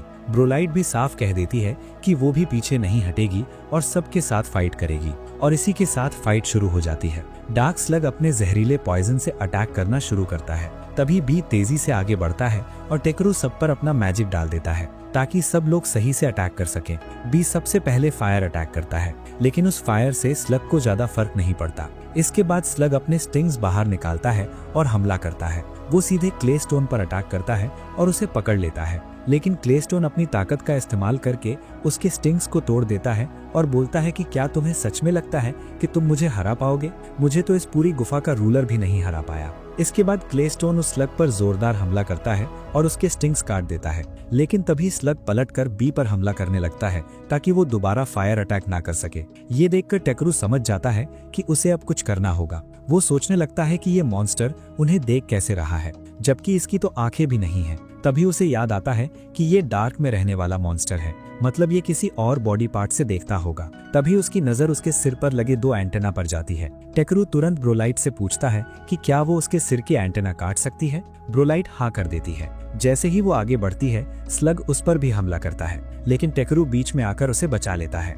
इसके बाद ब्रोलाइट ऊपर जाती है और उसके दोनों एंटेना काट देती है। तभी भी अपना पूरा फायर अटैक करता है, जिससे स्लग लगभग पूरी तरह जल जाता है। लेकिन टेकरू समझ जाता है कि सिर्फ इससे ये पूरी तरह खत्म नहीं होगा। वो सोचता है कि अगर इस स्लग का मॉइस्चर खत्म कर दिया जाए तो ये जरूर मर जाएगा। तभी वो अचानक वहां से नमक निकालता है, वो भी काफी उम्दा और शायद मैजिकल सॉल्ट। टेकरू उस नमक के गोले बनाता है और स्लग पर फेंक देता है। जैसे ही नमक उसके शरीर पर पड़ता है, उसका शरीर पिघलने लगता है और आखिर में क्लेस्टोन के आखिरी वार के साथ डार्क स्लग पूरी तरह खत्म हो जाता है। उसके बाद टेकरू आगे बढ़ता है। थोड़ी दूर चलने पर उनकी नजर ऊपर गुफा की छत पर पड़ती है, जहां उस स्लग के बहुत सारे अंडे लगे होते हैं। ये देखकर सब घबरा जाते हैं, क्योंकि अगर ये सब निकल आए तो बहुत बड़ा खतरा बन सकता है। टेकरू उनका भी स्टेटस चेक करता है और पता चलता है कि ये ए रैंक मॉन्स्टर हैं और इनकी वीकनेस सनलाइट है। टेकरू सबको आंखें बंद करने को कहता है और अपने मैजिक से सनलाइट क्रिएट करता है। उसकी रोशनी से सारे अंडे और मॉन्स्टर पूरी तरह खत्म हो जाते हैं। तभी अचानक एक बहुत तेज और भारी मैजिकल हवा चलती है। इसे महसूस करके टेकरू बोलता है कि ये क्या था। वॉर्पी बताती है कि उसे लग रहा है कि यहाँ जो बहुत ज्यादा थिक मैजिक था वो अब खत्म हो चुका है और शायद ये सब स्पिरिट किंग की वजह से हुआ है। ये सुनते ही टेकरू को याद आता है कि स्पिरिट किंग ही रिवर अरीना है और आखिरकार हम देखते हैं कि रिवर अरीना आजाद हो जाती है, जैसे वो किसी सील से बाहर आई हो। आखिर में हमें किसी की एक झलक दिखाई जाती है, शायद वही रिवर अरीना हो। इसके बाद हम देखते हैं कि टेकरू और उसकी पूरी टीम वार्पी के ऊपर बैठकर उस गुफा से बाहर निकल जाती है और किसी दूसरी दिशा में आगे बढ़ने लगती है। जाते जाते वे पहाड़ों के बीच से गुजरते हैं और आखिरकार एक अजीब लेकिन बहुत ही सुंदर जगह पर उतरते हैं। ये जगह एक वैली होती है जिसका नाम होता है पेनवेड़ा वैली। जैसे ही टेकरू इस वैली को देखता है, वो बस देखता ही रह जाता है। वैली इतनी खूबसूरत और शांत होती है कि उसकी आंखें वहीं टिक जाती हैं। टेकरू बोलता है, वाह, ये जगह तो सच में कमाल की है। तभी वार्पी कहती है कि मुझे ऐसा लग रहा है कि रिवर अरीना यहीं आसपास कहीं मौजूद है। उसी वक्त हम देखते हैं कि वहाँ कुछ एल्व्स दिखाई देते हैं। तभी एक एल्व लड़की आगे बढ़ती है और बोलती है कि मुझे वहाँ जाने दो, और वो सीधा टेकरू के पास आ जाती है। टेकरू थोड़ा कंफ्यूज होकर पूछता है कि ये कौन है। तभी ब्रोलाइट उसे पहचान लेती है और चौंक कर बोलती है, ये क्या, ये तो लुटिका है। जैसे ही ब्रोलाइट आगे बढ़कर उससे मिलने जाती है, क्लेस्टोन हैरान होकर बोलता है, अरे ये क्या, हम तो यहाँ रिवर अरीना को ढूंढने आए थे और यहाँ तो हमें ब्रोलाइट की बहन लुटिका मिल गई। तभी वार्पी आसपास के एल्व्स को देखकर बोलती है कि अच्छा, अब समझ में आया, ये वो जगह है जहाँ सभी तरह के एल्व्स इकट्ठा होते हैं। और तभी अचानक हम देखते हैं कि लुटिका और ब्रोलाइट एक दूसरे से मिलते ही सीधे पंच मार देती हैं एक दूसरे के मुंह पर। दोनों के पंच इतने जोरदार होते हैं कि टेकरू पूरी तरह चौंक जाता है। टेकरू हैरानी से बोलता है, ये क्या, ये दोनों अभी अभी मिली हैं, बहनें हैं। फिर भी लड़ रही हैं। इसका मतलब क्या है? दोनों बहनें एक दूसरे से लड़ती रहती हैं। तभी लुटिका गुस्से में बोलती है कि मैं उस जगह पर दोबारा नहीं जाना चाहती जहां उस तरह के अजीब लोग रहते हैं। ये सुनकर ब्रोलाइट गुस्से में जवाब देती है कि अगर ऐसा था तो तुम्हें पहले मुझसे बात करनी चाहिए थी, लेकिन तुमने तो सीधे घर छोड़ दिया। तुमने ऐसा क्यों किया? लेकिन लुटिका उसकी बात का तुरंत जवाब नहीं देती, उल्टा वो ब्रोलाइट को और पीट देती है। आखिरकार लुटिका बोलती है कि मैंने वो जगह इसलिए छोड़ी क्योंकि तुम मेरे बारे में बहुत ज्यादा चिंता करती थी। तुम हर वक्त यही सोचती रहती थी कि मैं क्या कर रही हूँ, कहाँ जा रही हूँ, क्या सही है क्या गलत। ये सुनकर ब्रोलाइट उसे देखते हुए कहती है, तुम जानती हो ना मैंने ऐसा क्यों किया था? क्योंकि हम दोनों ब्लड रिलेटेड हैं, तुम मेरी बहन हो और साथ ही मैं तुम्हें बहुत ज्यादा प्यार भी करती हूँ। ये सुनते ही हम देखते हैं कि लुटिका पहले तो खुश हो जाती है, उसके चेहरे पर हल्की सी मुस्कान आ जाती है, लेकिन अगली ही पल दोनों फिर से लड़ने लगती हैं। हालांकि इस बार उनकी लड़ाई बिल्कुल मजाक मजाक वाली होती है। तभी क्लेस्टोन टेकरू से कहता है, टेकरू क्या तुम इस फाइट को रोकोगे नहीं? टेकरू थोड़ा सोचते हुए कहता है, वेल सोच तो रहा हूँ। और तभी अचानक वो बोल देता है, ब्रोलाइट मुझे लगता है अब हमें लंच कर लेना चाहिए। जैसे ही ब्रोलाइट लंच का नाम सुनती है वो तुरंत बोलती है, हाँ मैं आ रही हूँ। लेकिन तभी अचानक लुटिका उसे फिर से एक जोरदार मुक्का मार देती है। पर जैसे ही उसे पता चलता है कि टेकरू फ्राइड चिकन बना रहा है, वो तुरंत उठ जाती है, कुएं के पास जाती है और बोलती है, बस मैं अपने आप को साफ कर लूं, फिर मैं आती हूँ तुम्हारी मदद करने टेकरू। इसके बाद हम देखते हैं कि टेकरू लुटिका के पास जाता है। लुटिका उसे देखकर कहती है, वेल मुझे सच में सरप्राइज हुआ ये देखकर कि मेरी बहन किसी ह्यूमन की दोस्त है। फिर वो आगे कहती है, और मुझे ऐसा भी लगता है कि तुम लोग सच में बहुत अच्छे दोस्त हो, तभी तो वो इतनी जल्दी यहाँ से चली गई खुद को साफ करने। तभी टेकरू की नजर लुटिका के कपड़ों पर पड़ती है। उसके कपड़े काफी बुरी हालत में होते हैं, फटे हुए और गंदे। टेकरू बिना कुछ कहे अपनी क्लीन मैजिक का इस्तेमाल करता है और उसके कपड़े पूरी तरह साफ कर देता है। जैसे ही मैजिक खत्म होता है, लुटिका हैरान होकर बोलती है, ये तुमने क्या किया, मुझे बताओ। टेकरू शांत तरीके से कहता है, कुछ खास नहीं, बस एक मैजिक था। लेकिन लुटिका तुरंत बोलती है, नहीं मुझे ऐसा नहीं लगता, इस तरह का मैजिक कोई आम ह्यूमन नहीं कर सकता, तुम शायद ह्यूमन हो ही नहीं। टेकरू जवाब देता है, ऐसी कोई बात नहीं है, मैं ह्यूमन ही हूँ। तभी पीछे से वॉर्पी बोलती है, वेल तुम्हें पता नहीं है, लेकिन तुम्हें मेरी ब्लेसिंग मिली हुई है, इसका मतलब है कि तुम कोई साधारण ह्यूमन नहीं हो। ये सुनकर लुटिका टेकरू से कहती है, वेल तुम्हें मेरी बहन के साथ थोड़ी परेशानी तो होती ही होगी, मैंने सही कहा ना? टेकरू हल्की मुस्कान के साथ कहता है, मुझे ऐसा नहीं लगता, जो भी हो उसने हमारी बहुत मदद की है। लुटिका जवाब देती है, मैं जानती हूँ, लेकिन तुम्हें पता है ना मेरी बहन एक हाई एल्फ है और साथ ही एक कर्स्ड चाइल्ड भी। टेकरू थोड़ा कंफ्यूज होकर कहता है, देखो मुझे इन सब चीजों के बारे में ज्यादा नहीं पता, ये सब मेरे लिए काफी कंफ्यूजिंग है। फिर वो सीधा बोलता है, मेरे लिए तो ब्रोलाइट बस ब्रोलाइट है और कुछ नहीं। ये सुनते ही लुटिका समझ जाती है कि टेकरू के लिए सब बराबर है, वो किसी को कर्स्ड अच्छा या बुरा नहीं मानता, उसके लिए सब पहले इंसान है। इसके बाद रात होती है, टेकरू अच्छे से फ्राइड चिकन बनाता है और एक छोटी सी पार्टी होती है। सब लोग अच्छे से एंजॉय करते हैं, हंसते हैं, खाते हैं और बियर का भी मजा लेते हैं। ब्रोलाइट और उसकी बहन भी साथ बैठकर चिकन खा रही होती हैं। खाना खत्म होने के बाद टेकरू साइड में जाकर बी को सुलाने लगता है। जैसे ही बी सोने लगता है, तभी लुटिका वहां आती है और बोलती है, तुम देख रहे हो ना, ये मेरा बच्चा है और यही मेरा सबसे बड़ा ट्रेजर है। फिर वो उसका नाम भी बताती है, उसका नाम टिलवेजन एल कैस्वोटाले है, मतलब नाम थोड़ा अजीब सा है। तभी अचानक हम देखते हैं कि लुटिकारा बताती है कि जब वो यहाँ आई थी उससे पहले उसके पास ये बच्चा नहीं था, लेकिन अब उसके पास ये बच्चा है और इसी वजह से वो दोबारा उस पुरानी जगह पर वापस नहीं जाना चाहती जहाँ सब कुछ बहुत अजीब था। फिर वो बताती है कि पहले वो भी बिल्कुल ब्रोलाइट की तरह ही हुआ करती थी, यानी वो भी एक प्रिंसेस थी, लेकिन उसे लोग एक कमरे में बंद करके रखते थे क्योंकि वो कर्स्ड चाइल्ड नहीं थी। वहीं दूसरी तरफ ब्रोलाइट हमेशा बाहर रहती थी आजाद दुनिया में। ब्रोलाइट उससे मिलने आती रहती थी और उसे बाहर की दुनिया के बारे में बताती थी कि बाहर क्या चल रहा है, लोग क्या कर रहे हैं, ताकि वो खुश रह सके। लुटिकारा आगे बताती है कि जब वो अपनी बहन के साथ रहती थी तो उसे ब्रोलाइट इतनी ज्यादा पसंद आने लगी थी कि वो हमेशा सोचती थी अगर कभी उसे बच्चे की जरूरत पड़ी तो वो ब्रोलाइट के साथ ही बच्चा करेगी। ये सुनकर टेकरू थोड़ा सा हैरान हो जाता है क्योंकि आखिर वो उसकी अपनी सगी बहन थी। तभी लुटिकारा बताती है कि बाद में उसे पता चला कि ब्रोलाइट एक कर्स्ड चाइल्ड है, यानी उसके पास दो जेंडर हैं। ये जानने के बाद उसका दिल टूट जाता है। जब भी वो इस बारे में एल्डर्स से बात करती थी तो एल्डर्स हमेशा यही समझाते थे कि ऐसा हो ही नहीं सकता, वो ब्रोलाइट से शादी नहीं कर सकती। तभी टेकरू उससे कहता है, मुझे पता है तुमने अपने इस बच्चे के लिए बहुत मेहनत की है। ये सुनकर लुटिकारा थोड़ा शर्मा जाती है और कहती है, हाँ तुम सही कह रहे हो और इसी वजह से मैं अब वापस नहीं जाना चाहती। फिर वो कहती है, अब मेरे हस्बैंड मुझे बुला रहे हैं, मुझे जाना होगा, और वो अपने हस्बैंड के पास चली जाती है। उन्हें जाते हुए देखकर टेकरू कहता है कि लुटिकारा ने अपनी किस्मत बदलने के लिए एक लंबी जर्नी तय की और उसी जर्नी में उसे उसका हस्बैंड मिला। वहीं दूसरी तरफ ब्रोलाइट ने भी एक जर्नी शुरू की थी, अपनी बहन को ढूंढने के लिए और अपने होमलैंड वालों को सच्चाई समझाने के लिए। टेकेरू बताता है कि ब्रोलाइट की जर्नी एक अलग जगह पर खत्म हुई और आखिर में हमें पता चलता है कि ब्रोलाइट और लुटिकारा एक दूसरे को बहुत पसंद करते थे, लेकिन किस्मत की वजह से दोनों के रास्ते अलग हो गए। इतना सब झेलने के बाद भी, इतने दर्द से गुजरने के बाद भी आज वो दोनों एक दूसरे के साथ बैठकर हंस पा रहे हैं और ये सब देखकर टेकेरू को अंदर से अच्छा लगता है। इसके बाद अगला दिन आता है। टेकेरू आखिरकार रिवर एरिना को ढूंढने के लिए निकलता है। तभी वार्पी कहती है, मुझे लगता है इस तरफ से रिवर एरिना की खुशबू आ रही है। जैसे ही वो आगे बढ़ते हैं, क्लेस्टोन बोलता है, क्या ब्रोलाइट को पीछे छोड़ना ठीक रहेगा? टेकेरू जवाब देता है, वो अपनी बहन से बहुत दिनों बाद मिली है, मुझे लगता है यही सही है। आखिरकार वो लोग उस जगह पहुंच जाते हैं जहां रिवर एरिना होती है। तभी वार्पी टेकेरू से कहती है, टेकेरू अपने पीछे देखो। टेकेरू पीछे देखता है और वहां रिवर एरिना खड़ी होती है। वो बहुत ज्यादा मोटी होती है, बिल्कुल एक मॉन्स्टर की तरह दिखती है। उसका नाम रिवर अना होता है। टेकेरू को तो लगा था कि कोई प्रिटी सी लड़की होगी, लेकिन ये तो कुछ और ही निकली। उसे देखते ही टेकेरू बोलता है, ये कौन है? तभी क्लेस्टोन बोलता है, टेकेरू क्या चल रहा है? मुझे तो यहाँ कुछ दिख नहीं रहा।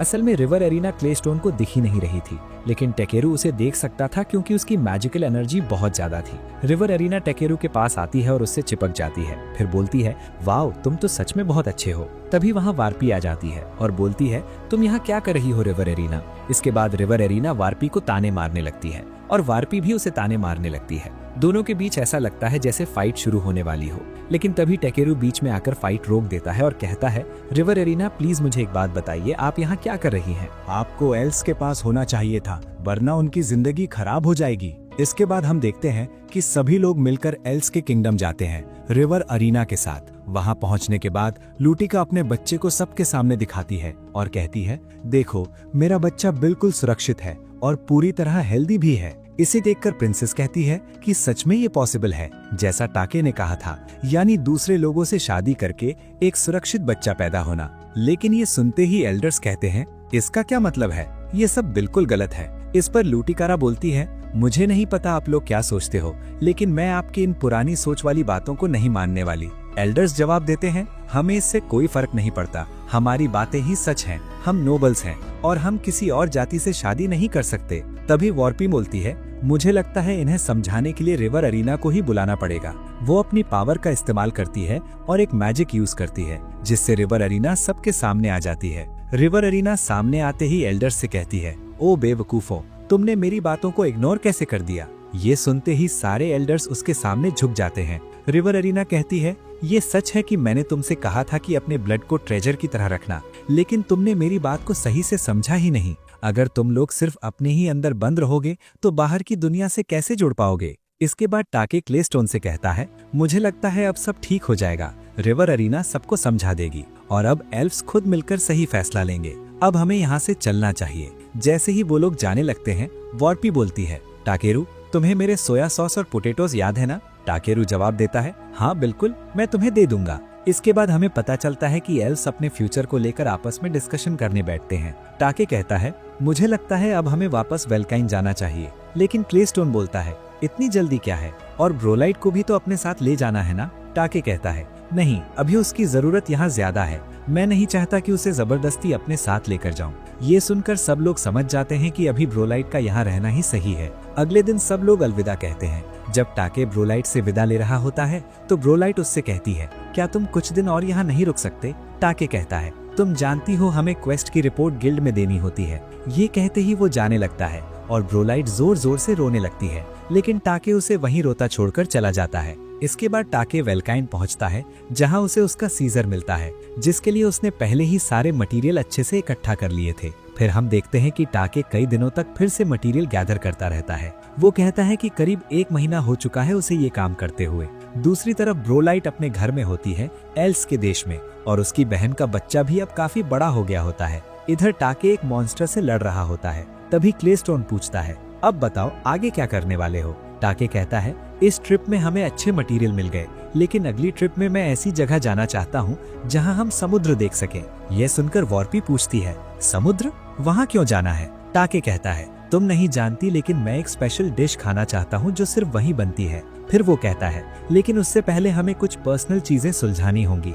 थोड़े समय तक यहीं रहेंगी, फिर सी वाले शहर जाएंगे। तभी वॉर्पी बोलती है उससे पहले तुम्हें एक और चीज सुलझानी है। अचानक दूर से कोई आता दिखता है और वो कोई और नहीं बल्कि ब्रोलाइक होती है जो एक स्लग पर बैठकर आ रही होती है। वो आकर कहती है मैं आखिरकार यहाँ पहुँच गई, मेरे लोगों ने ही मुझे यहाँ भेजा है। ये सुनकर सब लोग उसे अपने साथ रखने के लिए मान जाते हैं। ऊपर से गॉड्स टाके को देखते हुए कहते हैं कि उसने बहुत सारी चीजें बदल दी हैं और वो कहते हैं हम देखना चाहते हैं कि टाके तुम और कितनी दूर तक चीजें बदल सकते हो। वॉर्पी कहती है तुम जानते हो ना ब्रोलाइट अभी भी हमारी टीम की मेंबर है, उसे वापस रखना ही होगा। फिर क्लेस्टोन कहता है तो अगला क्वेस्ट समुद्र देखने का है।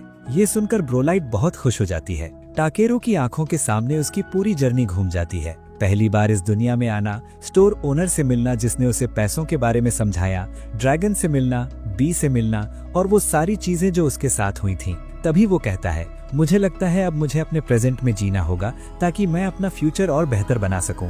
फिर वो बोलता है मुझे लगता है अब चलने का टाइम आ गया है, लेकिन फिर जोड़ता है उससे पहले हमें इस लक को वापस भेजना होगा। आखिर में टाकेरू कहता है चलो फिर चलते हैं। और यहीं इस एनिमे का सीजन 1 खत्म हो जाता है। Thank you so much for watching and supporting this channel.